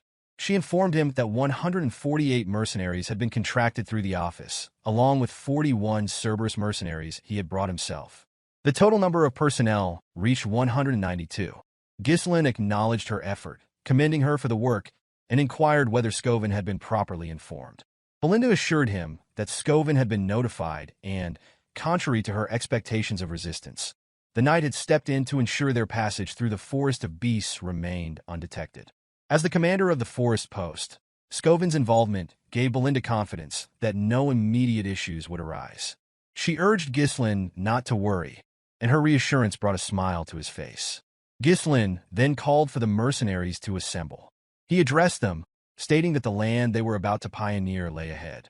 Acknowledging the rumors surrounding the forest, he explained that it was a place rife with unknown dangers, inhabited by monsters and unseen threats beyond imagination. Yet, he expressed his determination to conquer the forest despite its perils. The mercenaries, visibly unsettled by the mention of the forest of beasts, murmured among themselves, claiming they had not been informed of such dangers and feared for their lives. Belinda, stepping forward, silenced them and reminded them not to interrupt while their leader was speaking. Ghislain gave the mercenaries an opportunity to withdraw if they wished, promising to pay them 3 times their current wages should the mission succeed. The unexpected offer shocked the group, as it was an exceedingly tempting reward. Belinda moved closer to her master and whispered her concerns, pointing out that all their funds had already been spent on preparations. Ghislain calmly explained that such promises were necessary to boost morale. Confident in the mission's success, he assured her that there would be sufficient funds to fulfill the promise afterward. When he asked Belinda if she trusted him, she admitted she had no choice but to place her trust in him. Cain commented to Gillian that their master must be out of his mind to offer such an extravagant reward and questioned how Ghislain intended to honor his words. Gillian, however, remarked that their master always had a plan. Ghislain officially named the group the Forest of Beasts Expedition Team and declared that it was time to move out. As the group progressed, they began cutting down the trees obstructing their path. Everyone, including Ghislain, actively participated in clearing the way. After felling a tree in front of him, Ghislain looked up, relieved to see sunlight piercing through the now-thinned canopy. Raising his hand, he directed the men to continue clearing the path toward the indicated direction. He instructed them to chop the felled trees into logs, load them onto carriages, and dig around the stumps to facilitate their removal. According to the Forest of Beasts Developmental Journal, a resource Ghislain had obtained in his previous life, the forest was vast and rich in untapped potential. He firmly believed that one day, the monsters would be driven out, and the forest's resources would be fully utilized. At that moment, what Ghislain needed most was money. He chose to disregard all other concerns, focusing solely on securing the quickest route to the runestone vein. The wealth from this expedition would play a pivotal role in halting the conspiracy surrounding Perdium. Cain found it peculiar that their employer was taking such an active role, while one of the mercenaries suggested that Ghislain was simply trying to uphold the dignity of a noble. Another mercenary, wearing a helmet, scoffed, claiming that Ghislain was merely pretending and would soon give up. Belinda, overhearing the remarks, firmly told the men to stop gossiping and return to their work. Though they obeyed, she was visibly irritated by their dismissive attitude toward her master. She approached Ghislain, reminding him of the considerable effort he had put into hiring the mercenaries. She questioned why he was personally involved in the labor, pointing out that his actions made the men take him lightly. Ghislain reassured her that it was fine, explaining that having more hands on the job would allow them to finish faster. He emphasized that lingering in the area for too long would bring no benefit. Accepting his reasoning, Belinda remarked that he spoke as though he already knew what lay ahead. Cain observed their exchange with a bemused smile. He found it hard to believe that his employer had someone worrying about him, while he himself had become the dog of his master, willingly heading into danger. Gillian, overhearing this, struck Cain with a log, prompting Cain to accuse him of trying to pick a fight. Despite their banter, the operation proceeded smoothly. The Duchy of Delphine, which had conquered the kingdom and established a new dynasty, had launched a large-scale development initiative in the Forest of Beasts. Ghislain had been unable to uncover the Duke's specific motivations for focusing on the forest. However, he had managed to obtain a developmental journal that detailed major resource locations and the ecosystem of monsters. Armed with this knowledge, Ghislain had come better prepared. One of the mercenaries, noticing the abundance of oil lamps among their supplies, wondered aloud why they had been brought instead of cheaper torches. The lack of incidents along the way unsettled Ghislain. He had only read about the dangers of the forest and had no first-hand experience. Sensing the deepening of the forest, he cautioned the men to remain vigilant. While some mercenaries continued cutting trees, one remarked on the increasing darkness, asking if night had already fallen. Another mercenary, smiling, noted that no monsters had been encountered despite the forest's fearsome reputation. Agreeing, his companion speculated that the dangers had been exaggerated. He joked that even without any effort from their leader, Gordon, the job would have remained simple. They lamented that tripled pay seemed excessive for such an easy task. As they spoke, a bald mercenary struck Gordon on the back while he carried a log, jokingly demanding his money back. Gordon, however, noticed something strange. Turning to the others, he pointed out that they had cut countless trees along the way.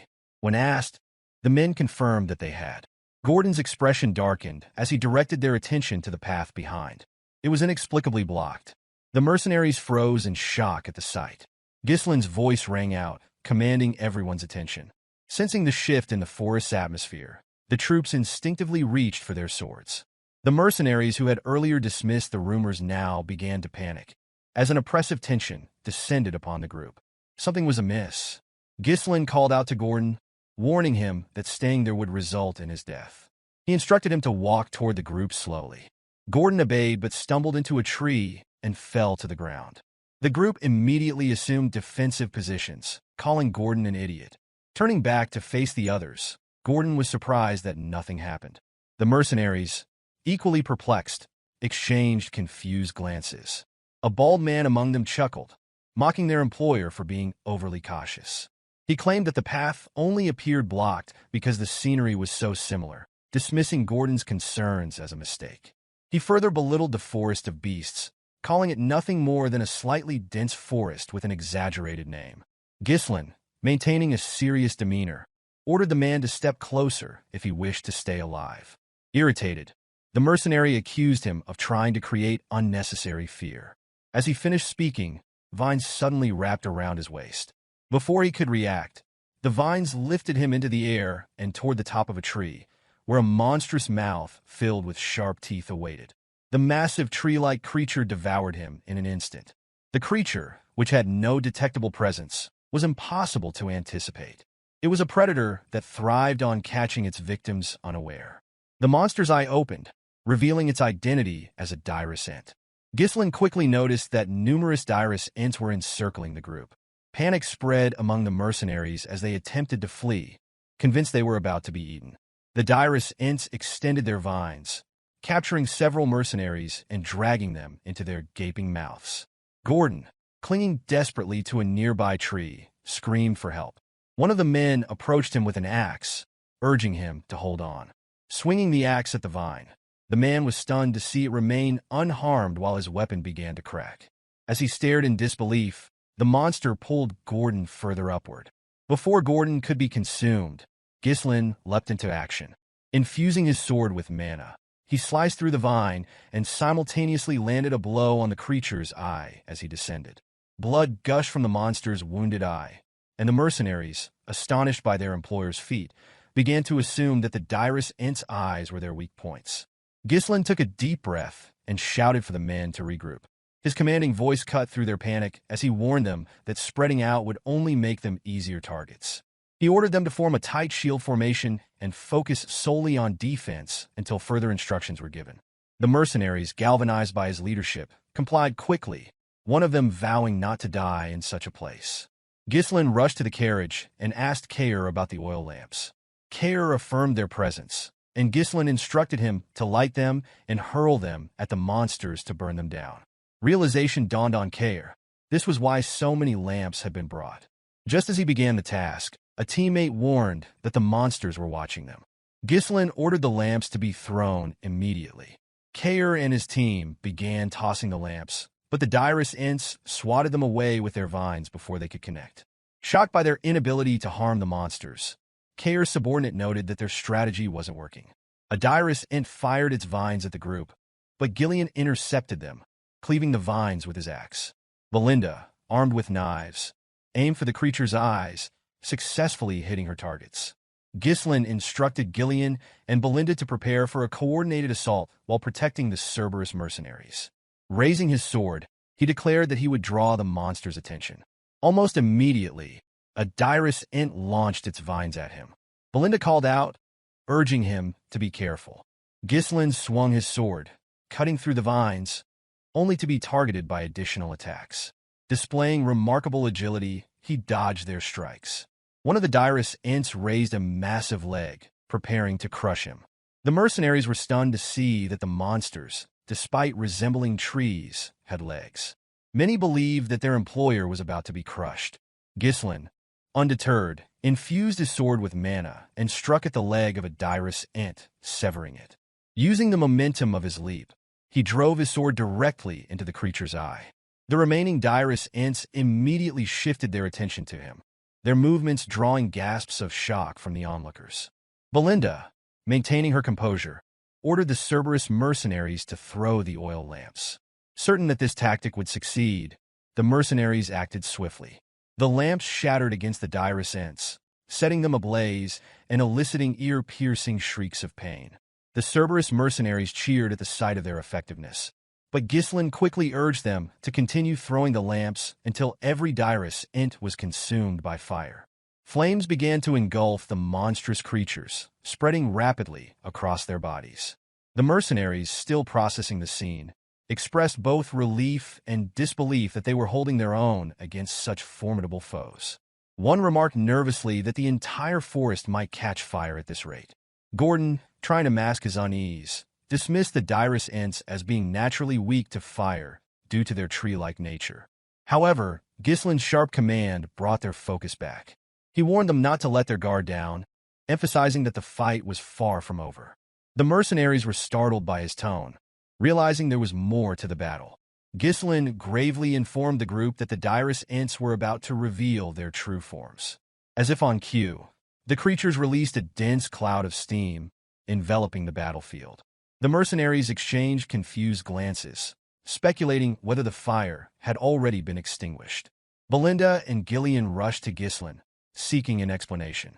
He calmly clarified that while the monster's outer shells were vulnerable to fire, their inner structures were drastically different.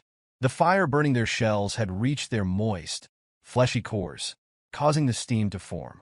When the steam dissipated, the mercenaries were horrified to witness the dyrus ents' true forms. The creatures emitted guttural screams, their grotesque appearances more fearsome than before.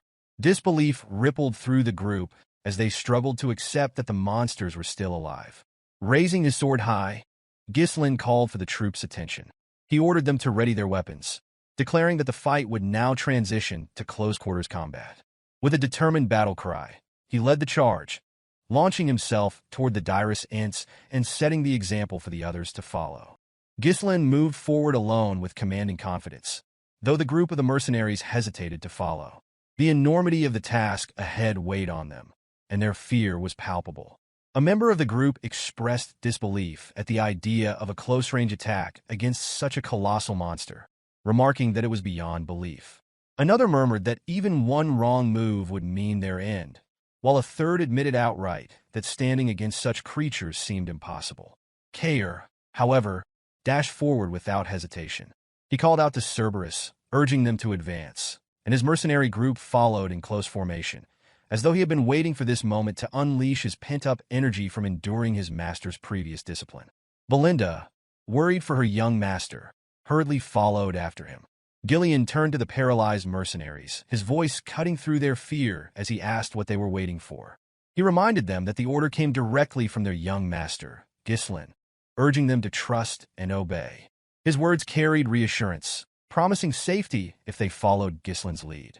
The sight of Ghislain standing alone against a herd of dyrus ent reignited their spirits. A mercenary raised his weapon, rallying the others by shouting that whatever was destined to happen would happen. Another added that if the worst occurred, the young master would surely find a way to save them.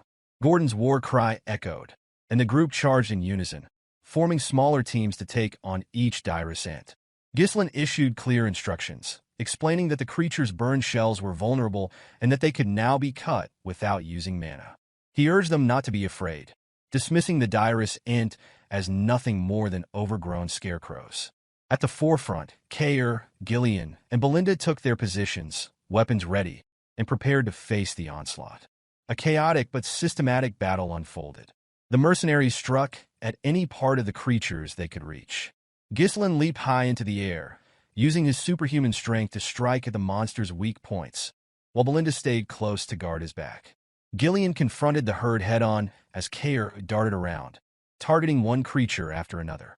Determined, Ghislain steeled his mind, knowing that even a moment of doubt could lead to their demise. His mission was to erase any uncertainty from those who followed him. With unwavering resolve, he dashed toward the gaping mouth of one of the dyrus and delivered a powerful upward swing, splitting its maw apart. His final blow marked the end of the last dyrus in their path. The mercenaries remained on edge, scanning for more monsters. When it became clear that they had succeeded in defeating them all, their heavy breathing accompanied the realization of their victory.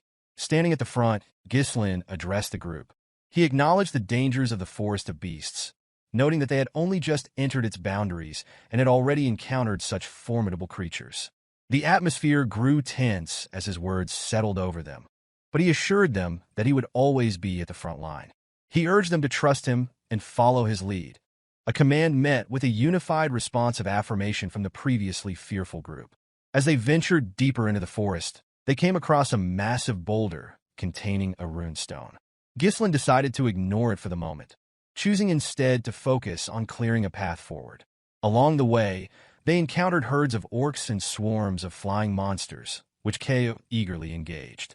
Despite the chaos, Cain couldn't help but feel a twinge of envy at the way Belinda fussed over and cared for her young master. Their journey led them to a towering, 3-meter-tall rat-like monster with razor-sharp teeth, which screeched at them as though they were its next meal. Gordon positioned himself as the vanguard. The mercenaries voiced their frustration, cursing the appearance of yet another monster and wondering aloud how many more would attack. Before they could react, Cain and Gillian stepped forward, weapons drawn. Cain lunged at the creature, severing one of its legs with a single swing, but the rat continued its charge toward the group. Gillian intercepted its advance, standing firm as an immovable force. Seizing the opportunity, Ghislain delivered a precise blow, driving his blade into the creature's gaping mouth and ending its threat. A quick head count revealed that no one had fallen during the skirmish. As the day progressed, the group shared a collective thought. Survival hinged on staying true to their master's command. Together, they could overcome any challenge. Gillian observed that the mercenaries were beginning to resemble a cohesive unit. Cain remarked that real-life experience was the best teacher, and Ghislain affirmed their sentiments before commanding them to clear the path ahead. The mercenaries immediately set to work, chopping down trees. Not all shared the same resolve, however. One mercenary privately thought that the forest of beasts had driven the group mad.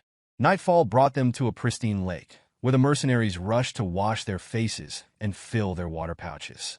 Belinda, ever cautious, stayed close to Ghislain, her worry evident as she watched the others approach the water. Ghislain assessed the situation and deemed the lake an important waypoint on their journey to the runestone vein. He ordered the group to set up camp with the lake behind them, deciding that they would rest there for the night. As the mercenaries gathered around the campfires for their meal, unease lingered. Some muttered doubts about the expedition, expressing concern about what deeper dangers awaited. Gordon dismissed the idea of abandoning the mission when Manus suggested it at another fire. Manus argued that their lives were more important than money and criticized their leader's motivations, accusing him of seeking glory through brute force. Others, like Gordon and a calm mercenary with a patch over his eye, defended Ghislain, pointing out his repeated efforts to save them and emphasizing that they had already been paid. Manus remained adamant, warning that nobles often treated mercenaries as expendable. His words sowed seeds of doubt among the group, though Manus inwardly plotted to use the others as cannon fodder to secure his own escape. The man with the patch over his eye spoke, his calm voice breaking the tension. He pointed toward Ghislain, surprising Manus. Ghislain was carefully applying medicine to an injured mercenary. He reminded the wounded mercenary to avoid exposing the wound to water, cautioning that it would take longer to heal otherwise. The mercenary thanked him quietly, gratitude evident in his tone. Belinda approached Ghislain, her concern spilling over into frustration as she scolded him for using such expensive medicine. She argued that it should have been reserved for his own injuries. Ghislain, however, dismissed her concerns, explaining that this was the right time to use it. Medicine stored away served no purpose, he reasoned as he called out to the next injured mercenary for treatment. The man with the patch addressed the group again, asking if they truly believed Ghislain would use such valuable medicine on them if he saw them as mere cannon fodder. His words struck a chord. Another mercenary spoke up, agreeing that their current master was nothing like their previous one. Ghislain, they affirmed, was not the type to throw them away. Manus turned away in frustration, anger simmering beneath the surface. He muttered to himself about his failed attempt to sow dissent, realizing that it was now impossible to instigate the others. As he walked off, Ghislain approached the group and ordered them to finish their meals and get some rest. Then, he called Cain and Gillian aside for a private discussion. Cain, always direct, asked Ghislain whether he truly intended to do nothing about Manus's behavior. Ghislain responded calmly, stating that the monsters in the forest would keep Manus too occupied to cause further trouble. He added that there were more pressing matters to address at the moment. Belinda, her curiosity piqued, wondered aloud why Ghislain had suddenly asked for a count of the remaining lamps. Cain reported the number, 24. Ghislain's expression grew serious as he inwardly noted the steady decrease in their supply. Since entering the forest of beasts, monsters had attacked relentlessly, both day and night. However, Ghislain explained, the attacks had mysteriously ceased over the past 2 nights. This observation seemed to signal a shift in their circumstances. Realization dawned on the group.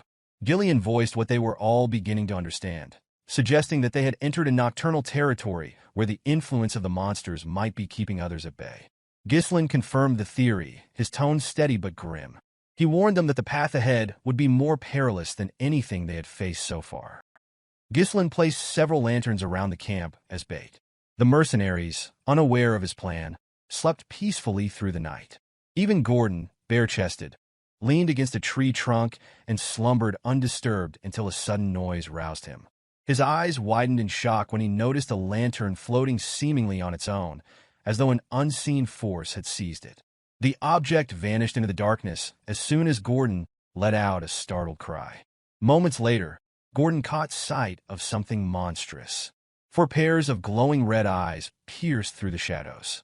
His scream of alarm grew louder as he flailed his weapon wildly, attempting to strike the creatures he had glimpsed. He shouted, urging whatever was nearby to retreat, his voice filled with terror. The commotion woke the other mercenaries, who quickly gathered around him. One of them asked what was happening. Gordon, still shaken, declared that a monster had been right next to him. His words were met with confusion, as none of the others had seen anything.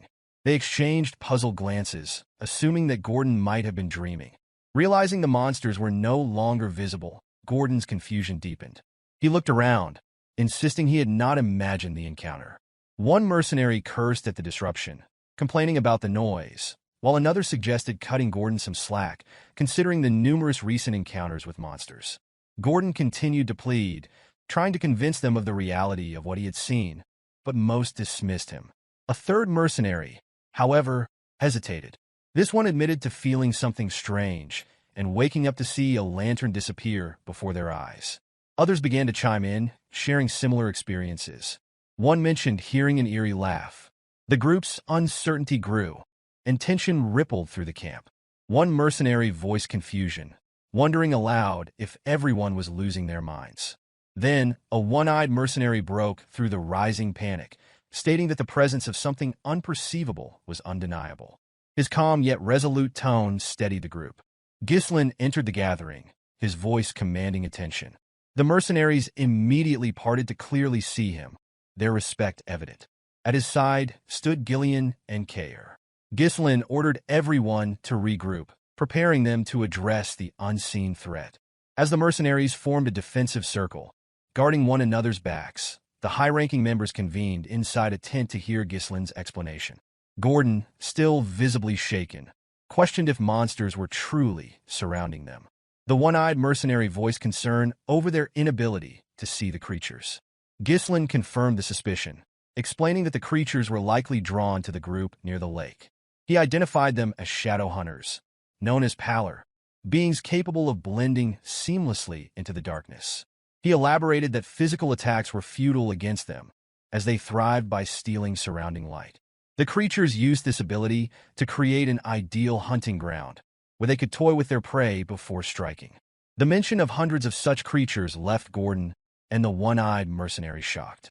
Belinda voiced her realization, noting how the lantern's light had begun to dim. Cain's anger flared as he speculated that the creatures were toying with the group, his frustration driving him to suggest launching an immediate attack. Ghislain, however, dismissed the idea, insisting that waiting for the creatures to make their move would provide the best opportunity for a counterattack. Belinda questioned whether it was wise to wait, given the rapidly diminishing light. Ghislain explained that a reckless attack would only provoke the monsters further, forcing them to alter their tactics and escalate their harassment. Such a response, he warned, would leave the group unable to eliminate the creatures in one decisive action. Gillian, skeptical, questioned whether it was even possible to deal with hundreds of invisible and seemingly invulnerable monsters. Ghislain reassured him, referring to the magic scrolls he had previously instructed Belinda to prepare. These scrolls were handed out to each mercenary, accompanied by a detailed plan. As Ghislain knelt to sketch the plan in the dirt, and the gathered people paid close attention, he revealed that the Poers were encircling the camp from 3 directions, using stolen light to tighten their hold. With their smaller numbers, the mercenaries could not hope to defend the entire area, particularly against such foes. A direct confrontation would leave them vulnerable to flanking attacks. Gillian noted that the lake at their backs prevented a complete encirclement, a fact Ghislain confirmed. Despite the unfavorable situation, Ghislain remained confident, declaring that the group held the initiative in the battle. His confident tone instilled a glimmer of hope among the gathered mercenaries. Belinda, however, voiced her confusion, uncertain what he meant by holding the initiative. Ghislain laid out the plan. The group would divide into 3 units: a shield unit to withstand attacks, a crossbow unit to hold off the enemy, and an elite assault unit, which he himself would lead. The shield and crossbow units would form a tight formation in the center, their primary role to block incoming attacks. Meanwhile, the assault unit would focus all their firepower to quickly break through the enemy's left flank. Once they regrouped with the central forces and encircled the Poers, victory would be within reach. Gillian quietly acknowledged the plan, expressing his understanding. Gordon, however, questioned whether it would truly work, his uncertainty evident. Cain, ever confident, assured them that if the center held, the strategy was achievable. Belinda, raising her voice to interject, pointed out a critical concern. She reminded the group that the Poers could not be attacked directly, as they merged seamlessly with the darkness. Her question, directed at Ghislain, left the others momentarily silent. All eyes turned toward their leader. Cain, the brawny yet occasionally insightful mercenary captain, suggested the use of mana. His suggestion, though rare, appeared reasonable for once. Ghislain, undeterred by the group's hesitation, reassured them, reminding Belinda of the magic scrolls that had been distributed. As night fell further, the mercenaries raised their voices in war cries, rallying their spirits for the impending battle. The formation was set, shields raised high, and the crossbowmen prepared to strike. One mercenary shouted instructions to maintain formation, emphasizing the importance of their cohesion. Another voice rang out, reporting the loss of the last lantern. The Poers were closing in. Ghislain, speaking to himself, recalled an entry from the pioneering journal of the Delphini ducal house, which described the Poers' extreme aversion to light. He moved with purpose, retrieving a magic scroll and preparing to use it. With a clear command, he tore the scroll, releasing the stored magic. Another note from the journal is that illuminating the area will reveal the true forms of the Poers. The assault team followed Ghislain's lead, tearing their scrolls to unleash the magic stored within. Beams of light shot into the night sky. In an instant, the sky lit up as though it were day, banishing the oppressive darkness, exposing the Poers' eel-like forms as they surrounded the camp. One mercenary, stunned by the transformation, murmured about the darkness lifting. Another, more alarmed, exclaimed at the revelation of the creature's forms. Gordon, now able to see the monsters clearly, shouted his observation, his voice filled with both fear and determination. The creatures, recognizing the threat, began their charge. Chaos erupted as another mercenary called for preparation against the attack. The crossbow unit fired in unison, their bolts aimed to halt the Poers' advance. Amidst the chaos, Gordon rallied the shield unit, urging them to hold the line as he stood at the forefront, becoming the vanguard for the central formation. Ghislain, raising his sword high, called for the assault unit's attention. The true forms of the Poers had been revealed, and the time to act was now. With a decisive swing of his sword, he signaled the charge. Gillian, driven by his loyalty, moved without hesitation to follow his leader's command. Cain, energized by the prospect of combat, grinned at the chaos to come. Belinda, ever watchful, stayed close behind Ghislain, ready to watch his back. With unwavering confidence, Ghislain raised his sword once more, leading the assault unit into the fray, determined to slay the Poers in one fell swoop. Cain's passion for battle ignited with every strike he delivered. Gillian's tactical mastery with various weapons became evident as he engaged on the flank. Ghislain thrust his sword forward, skewering several monsters in a single motion. He then swung his sword horizontally, slicing through more foes in the broad path of his blade. The Poers, monsters capable of blending into the darkness, but with weak physical durability, filled the battlefield. Ghislain assessed that with this team, they could break through the enemy's ranks in an instant. With a wave of his hand, he commanded his forces to reduce the monsters' numbers as much as possible. Gillian blocked the incoming attacks, drawing the monsters' attention with both an axe and a sword. Meanwhile, Cain disrupted their formation with swift movements and precise sword strikes, breaking through their ranks. Though he was not invincible, the sheer number of monsters soon swarmed him. At that moment, Belinda stepped in, creating an opening by throwing 8 daggers at the monsters surrounding Cain. Once she has done her part, she called out to Ghislain, signaling him to step in. Ghislain leaped high into the air, his sword moving as though dancing with the wind. He came down hard, striking with the full power of his blade, cutting down monsters in his path. This was the strength of Perdium's elite force in action.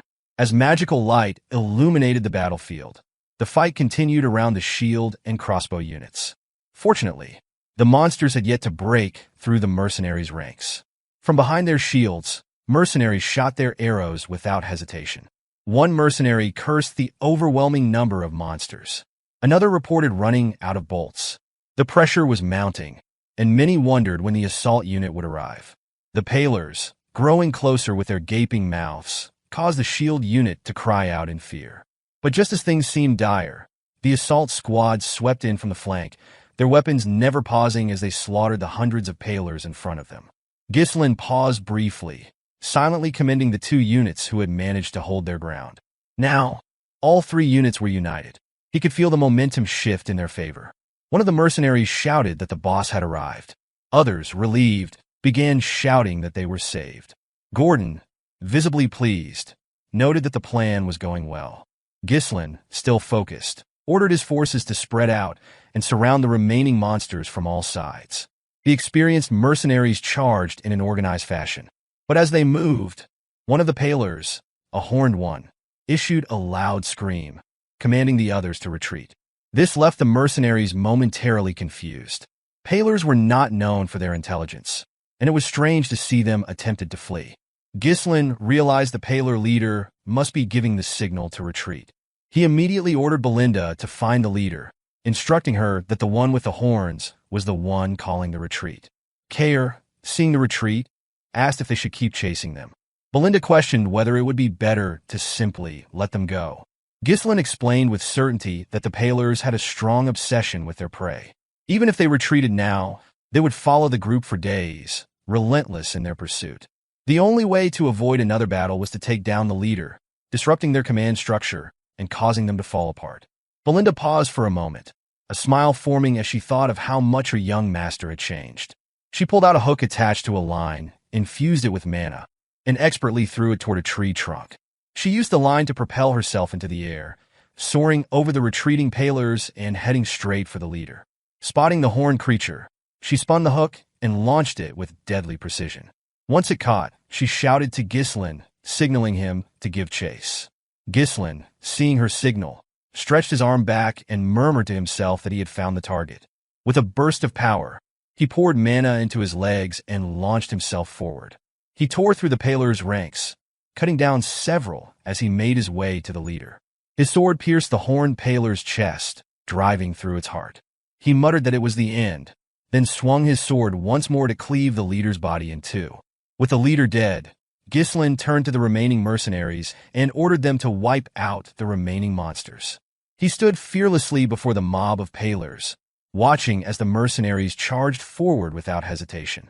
One of the mercenaries, filled with anger, shouted that they would make the Poers regret ever trying to hunt them. Cain, eager to prove his strength, shouted for his men to do better than the last remnants of the Ratatas mercenaries. Gillian, hearing the provocation, sighed but offered no response. As the sun rose over the mountain range, casting its light over the battlefield, the mercenaries, aided by light scroll magic, fought through the night with relentless vigor. Ghislain stabbed the last of the Poers, ending the battle at last. Ghislain praised his mercenaries for their commitment and their ability to follow his plan. Cheers erupted from the mercenaries, their voices filled with relief and triumph. The battle was over, and the big three stood together. Gillian commended Ghislain for his efforts, praising him for his hard work. Ghislain, acknowledging the compliment, responded that everyone had done well. Belinda, ever concerned, asked if Ghislain was hurt anywhere. Ghislain immediately turned his attention to the situation at hand, instructing Belinda to check the head count right away. He also directed Cain to bring the Cerberus mercenaries, without pausing for rest. He added that he and Gillian would scatter Poers' corpses around the camp. Puzzled, Cain wondered aloud what effect scattering the corpses would have. Ghislain calmly explained that the smell of the corpses would drive other monsters away. Poer, being one of the highest-ranking monsters at the entrance to the Forest of Beasts, would make for an effective deterrent. Gillian, chiming in with a touch of humor, added that this would ensure the camp area would be safe, teasing Cain by calling him Kid, as if to provoke him. Cain, not one to back down from a challenge, gestured in a way that seemed to indicate he was ready to settle things with Gillian. With a playful challenge, Cain asked if Gillian wanted to end things today, while Ghislain, relieved by the distraction, let out a sigh. Reflecting on the time spent in the Forest of Beasts, Ghislain realized it had been about 10 days since they entered. Now that the Poer threat had been dealt with, he assessed that all the dangerous monsters along his planned route had been handled. The only remaining task was to mine the runestone veins. As the sun rose slightly above the horizon, Ghislain wondered if their struggles were finally over. Belinda approached and reported on her findings. She confirmed that the Cerberus mercenary corps consisted of 41 people, and the contracted mercenaries had decreased by 3, leaving a total of 126. Ghislain spoke softly, remarking that Cerberus had not suffered any casualties. Cain, proud of his leadership, smugly proclaimed that it was no surprise, considering who was leading them. He made a point of reminding Gillian that he had outdone the old man in leading his corps. Ghislain, focused on the situation, asked about the 3 contracted mercenaries who had died. Belinda explained that their identities could not be confirmed, as their bodies had not been found. Gordon added that Manus was missing, and the others speculated that he might have died in battle. However, this theory was quickly dismissed, as one mercenary pointed out that there were no bodies to support that claim. Another mercenary suggested that Manus had likely sneaked away. The others noted that it was not surprising, given Manus' track record. It was obvious that Manus had somehow convinced 2 other mercenaries to abandon the group and leave. As Ghislain processed this information, 2 mercenaries, who had followed Manus, began talking about the intense battle they had just survived. One remarked that they would have died if Manus hadn't run, as he had urged them to do. The other chimed in, suggesting that now that they had put some distance between themselves and the danger, they could afford to slow down a bit. But Manus, more practical than the others, snapped at them, urging them to keep running while the monsters were distracted. He emphasized that they needed to get out while they could if they wanted to survive. When he glanced back, however, he noticed the 2 mercenaries had stopped in their tracks. Manus, still oblivious to the danger, asked them why they stopped. Before the 2 could respond, they froze in fear. One of them pointed behind Manus, and he turned around to face the source of their terror. A pair of crimson-red eyes stared back at them. Looming over them was a gigantic snake, large enough to swallow a person whole. The 3 mercenaries stood frozen in fear, realizing too late that they had provoked a creature far beyond their ability to escape. Strangely enough, the blood python did not consume the 3 deserting mercenaries. Instead, it carried them to its nest, tossing them into a growing mountain of corpses, right in the runestone vein that Ghislain had been searching for. The journal Ghislain had retrieved from his memory was accurate, confirming that a runestone vein lay just a little deeper into the forest. The mercenaries, who had previously been grumbling incessantly, now displayed an unexpected discipline as they forged a path through the forest. They began by cutting down trees, trimming them further to make them manageable, and then moving them. Cain watched in amazement as they worked without needing instruction, noticing how efficiently they felled a tree nearby. It was the first time he had ever seen these lazy mercenaries so well-disciplined. Gillian muttered under his breath, sensing this moment had been inevitable. Cain responded, acknowledging the irony, and then turned his thoughts back to the mercenaries' newfound focus. He wondered aloud if they would all disband after this expedition, remarking that it would be a waste to use them only once. Ghislain, focused on his task of cutting through a tree, casually mentioned that he planned to hire them all as his personal soldiers. The mercenaries had surpassed the limits of their usual role through their experience here, and Ghislain believed they could form a solid foundation for expanding his forces. Gazelle approached with a report. He mentioned that the pallor corpses had been scattered near the clearing, just as he had ordered. Cain acknowledged the report and expressed satisfaction with their progress, noting the impressive effect. He observed that no monsters had been spotted between the campsite and their current location, a sign that the tactics had been successful. His gaze briefly shifted to Ghislain, the disdain from their earlier encounters seemingly gone. However, something still felt off to Ghislain, an uneasy sensation he couldn't shake. He tried to dismiss it, but couldn't quite rid himself of the ominous feeling that lingered. Belinda suddenly appeared, swinging from a tree before landing and kneeling. Her excitement was palpable as she reported that she had returned and, with just one word, conveyed the thrilling news. There was something ahead. Ghislain immediately understood the significance. He commanded the mercenaries to clear the path at full speed, as their destination was now within reach. Hearing this, the mercenaries rallied their remaining strength and pressed forward. Not long after, they saw it, the very thing they had been searching for. The runestone vein gleamed just beyond the last line of trees. The sight of it was mesmerizing, and they paused, taken aback by the beauty of the shimmering crystals. One mercenary muttered in disbelief that this couldn't be real, while another voiced similar shock. Ghislain calmly explained that this was exactly why they had embarked on the expedition. It was a top-grade runestone vein. The crystals protruded from the earth like a mountain of diamonds, and Cain marveled at the sight, realizing that there truly was something valuable hidden in the forest. Gillian, standing nearby, couldn't resist a smug comment, praising Ghislain's foresight. Belinda, in her usual exuberance, jumped to Ghislain's side, embracing him tightly as though it were the most natural thing in the world. She asked, with excitement in her voice, how he had known about the vein. One of the mercenaries wondered aloud if all the scattered crystals were truly runestone, while another enthusiastically shouted about how they had just stumbled upon something most would only dream of encountering once in a lifetime. Others eagerly discussed the possibility of mining the crystals and becoming rich. However, a sudden, hoarse voice echoed through the mist, abruptly cutting through their excitement. It warned that none of them would be going anywhere. They immediately recognized the voice and noticed Manus standing up, as though possessed by some unseen force. Before anyone could react, Manus collapsed, shrouded in a thick mist. The mercenaries rushed toward him, calling out in frustration, but Ghislain raised his sword and commanded them to step back. With practiced ease, Ghislain stretched his arm back in preparation to swing his broadsword. When he did, the sheer power behind the strike sent a gust of wind that swept away the mist. As the fog cleared, the mercenaries were confronted with the grim sight of a mountain of bones, the blood python's lair.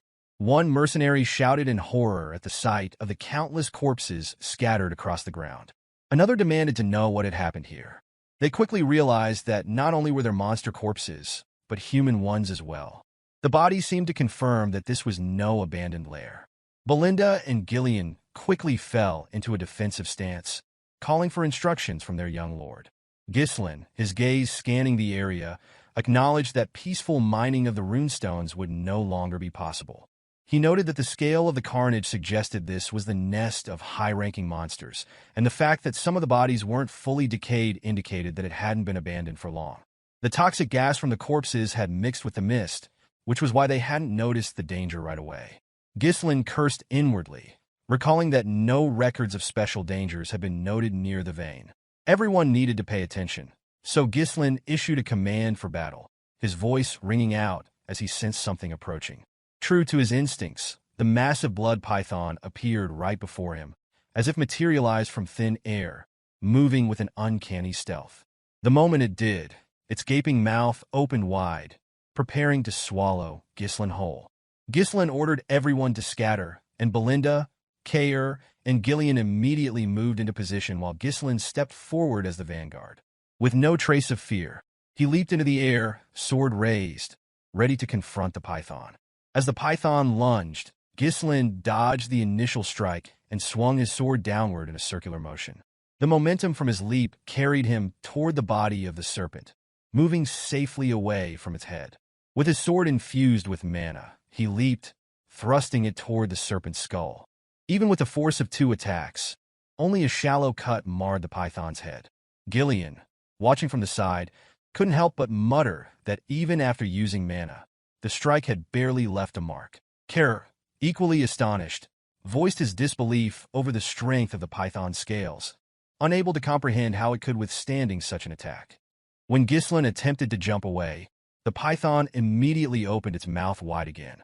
Using its glands near the fangs, it sprayed venom at Ghislain while he was still in the air. Ghislain, quick to respond, twisted his body and turned his cape to shield himself from the poisonous spray.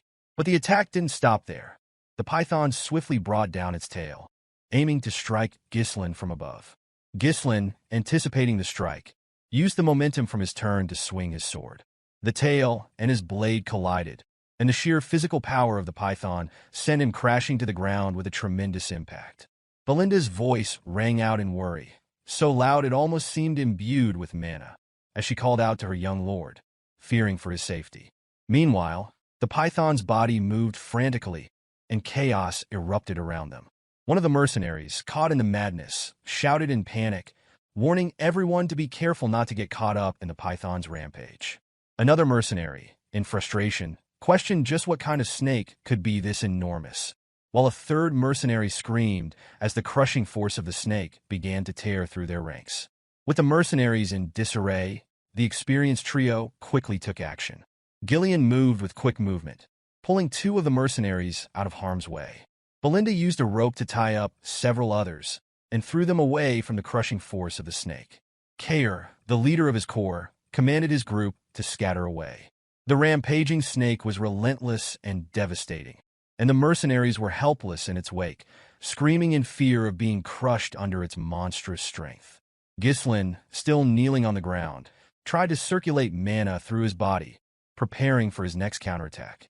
As he watched the python's menacing gaze fixated on him, he knew this creature was the true master of the runestone vein. In his mind, Ghislain reflected on the situation.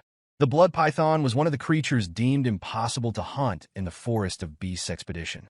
It resided deep within the forest, so he had never expected to encounter it here. The chances of victory seemed slim, and while retreating was an option, he had no time to waste. Grabbing the runestone in his hand, he steeled his resolve. If he gave up now, everything he had done up until this point would be for nothing. His mind was set, and with renewed conviction, Ghislain declared to himself that he was someone burdened with many responsibilities. With that, he activated the 3 mana cores in his upper body, raising his sword in defiance of the massive creature before him, his eyes burning with the determination to defeat it.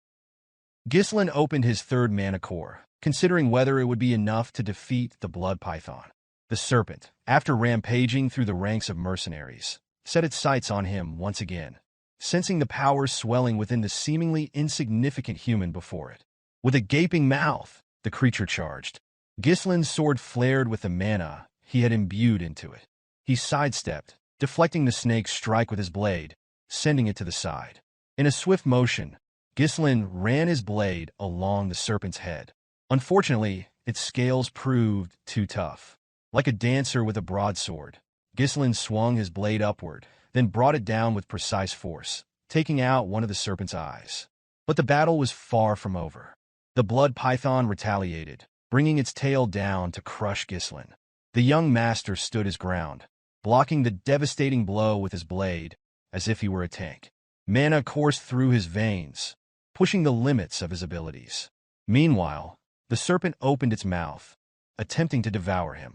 The massive serpent unleashed a barrage of attacks, its weight adding force to every strike. Ghislain, relying on his physical strength and the energy from his third mana core, matched the serpent's force, managing to hold his ground. He screamed, determined not to back down despite the slim chances of survival. There were battles that could not be avoided. Just as his father had borne the weight of the territories, Ghislain would carry the weight of the doom hanging over his estate and its future. Cain, Belinda, Gillian, and the rest of the mercenaries watched in awe, surprised by the sight of their young master fighting with everything he had. It was the first time they had seen Ghislain unleash all of his strength in battle. Ghislain leapt toward the snake's head, raising his sword to strike its open mouth. In his mind, this was the moment to fulfill his responsibility. After putting some distance between them to regain control of his breathing, Ghislain observed the blood python. It showed no signs of faltering. The thought crossed his mind. Keeping the third mana core open for too long was dangerous. His mana would run out before he could finish the creature off. Unexpectedly, the mercenaries he had brought along charged forward. Belinda called out to him, prompting Ghislain to turn toward her. Gillian stood in front, and to his surprise, Cain stepped up to face the enormous serpent as well. Belinda checked to make sure Ghislain was unharmed, urging him to move to safety. She pleaded with him, urging him to get to safety while they would hold the serpent off. Ghislain's response shocked everyone present. He commanded the mercenaries to heed his order and leave immediately. Cain and Gillian turned back, confused by the unexpected order. Belinda was baffled and wondered what he meant by that, her mind racing. Gordon questioned aloud whether the boss had really given that command. Gillian, too, spoke up, asking what Ghislain meant. Ghislain explained calmly, revealing that even he couldn't guarantee the safety of everyone against such a monstrous foe. He couldn't afford to lose anyone here, making it clear that he valued their lives far more than the battle ahead.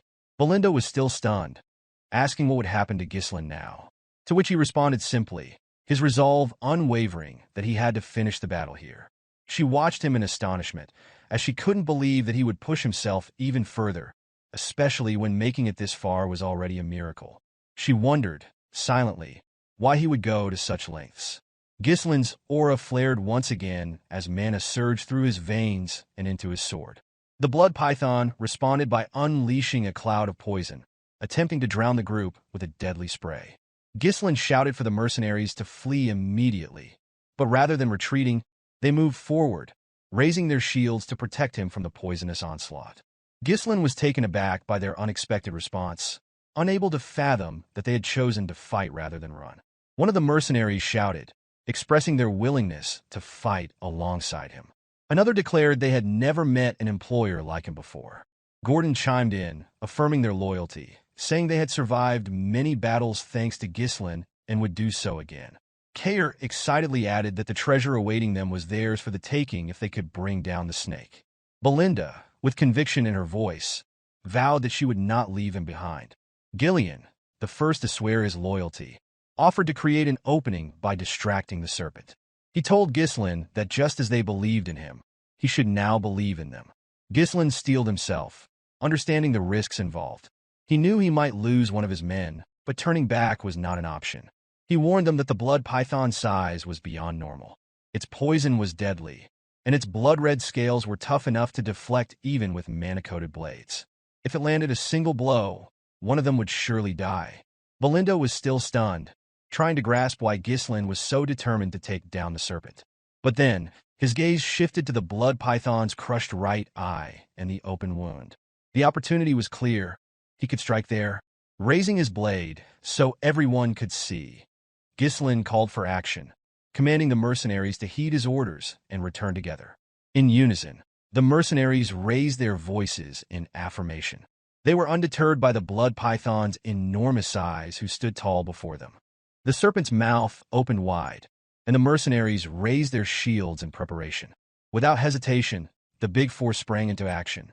Belinda, with her dagger in hand, positioned herself behind Cain, who wielded his strangely shaped blade, both preparing to strike at the serpent's right eye. Gillian, raising his axe, aimed for the wound in the creature's mouth, while Ghislain searched for an opening, moving carefully with his blade. The mercenaries did all they could to restrict the snake's movements, using every ounce of strength they had. Cain thrust his blade into the serpent's right eye, drawing the creature's attention. In response, the serpent swiftly swung its head, opening its mouth in a lethal snap aimed at him. Fortunately, Belinda was there to react, pulling Cain out of harm's way using a line, saving him from the deadly jaws. Gillian leaped in, his axe crashing down with force. While the weapon couldn't pierce the blood python's scales, Gillian's strength, enhanced by his mana, forced the serpent's head to slam into the ground. Seeing the opening, Ghislain moved from the side toward the serpent's remaining eye. The snake noticed him, but it was too slow to stop him.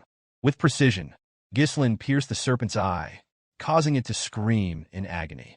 Ghislain's thoughts raced. Even though he knew what would happen in the future, he understood that not everything would go exactly as planned. But he could not afford to stand by and watch as others perished. He had to kill it. The mercenaries pounced on the snake, with Gillian still pinning it down. The creature, in its final moments of strength, suddenly jerked its head upward. It sensed the strongest mana above it and prepared to charge. Ghislain leapt high into the air, blade raised, prepared to deliver the final blow. He had no choice but to end it now. After all, he was the only one who knew the future of the estate, and he could not fail. The serpent, with its mouth gaping wide, surged toward Ghislain. As if Ghislain failed to react, the serpent swallowed him whole. The others watched in shock, convinced that the young master had been swallowed whole. Belinda screamed for her young master, helpless. But to their astonishment, Ghislain's blade pierced the serpent's head from inside. He ran his blade outward, splitting the serpent's upper head in two. Ghislain emerged from the wreckage, drenched in poison, but victorious. The blood python was dead. Cain and Gillian smiled, relieved to see their young master safe. Belinda, overwhelmed with joy, was just as glad to see Ghislain alive and well. As the future of Perdium, Ghislain knew that he couldn't allow the expedition to fail. And as the Mercenary King, he couldn't let those who followed him die without purpose. With the defeat of the blood python, the expedition toward the runestone vein came to a successful conclusion. Back at Perdium Castle, Albert was seething with fury. He raged about Ghislain's blatant defiance of the Lord's orders, entering the Forest of Beasts. This, Albert declared, was nothing short of treason. In the room were Zwalter, the Count of Perdium, and Homern, who tried to calm Albert's rising anger. Homern was well aware of the young lord's reckless nature, but with the lord away on a long expedition, wondering if Ghislain think he was the ruler now. Albert's accusations were sharp and bitter. Homern sighed and explained that there was no point in getting worked up now. The young lord had been in the Forest of Beasts for over 2 weeks. Had Scoven not falsified his report, they could have intervened earlier. Homern still couldn't understand why Scoven had chosen to help Ghislain, risking his own knighthood for the young lord. Albert grew more frustrated, insisting that they could not ignore this any longer. His lordship must act before Ghislain caused even greater chaos. Homern agreed, adding that as soon as Ghislain returned, he must be imprisoned and severely punished. The Count remained silent, his mind racing with questions. He could not understand why his son had stirred up such trouble. Suddenly, the door swung open, and Randolph, the captain of the Perdium Knights, rushed in urgently. The atmosphere shifted instantly, and all present could sense the gravity in his tone. He informed them that it was urgent, and the Lord needed to come out immediately. Zwalter raised an eyebrow, his curiosity piqued, and asked what the matter was. With an expression that clearly carried weight, Randolph revealed the startling news that the young lord, Ghislain, had returned. Outside, Ghislain strode confidently toward Perdium Castle. He knew that meeting his father would bring great consequences, but he was certain that once his father saw the results of his actions, everything would be all right.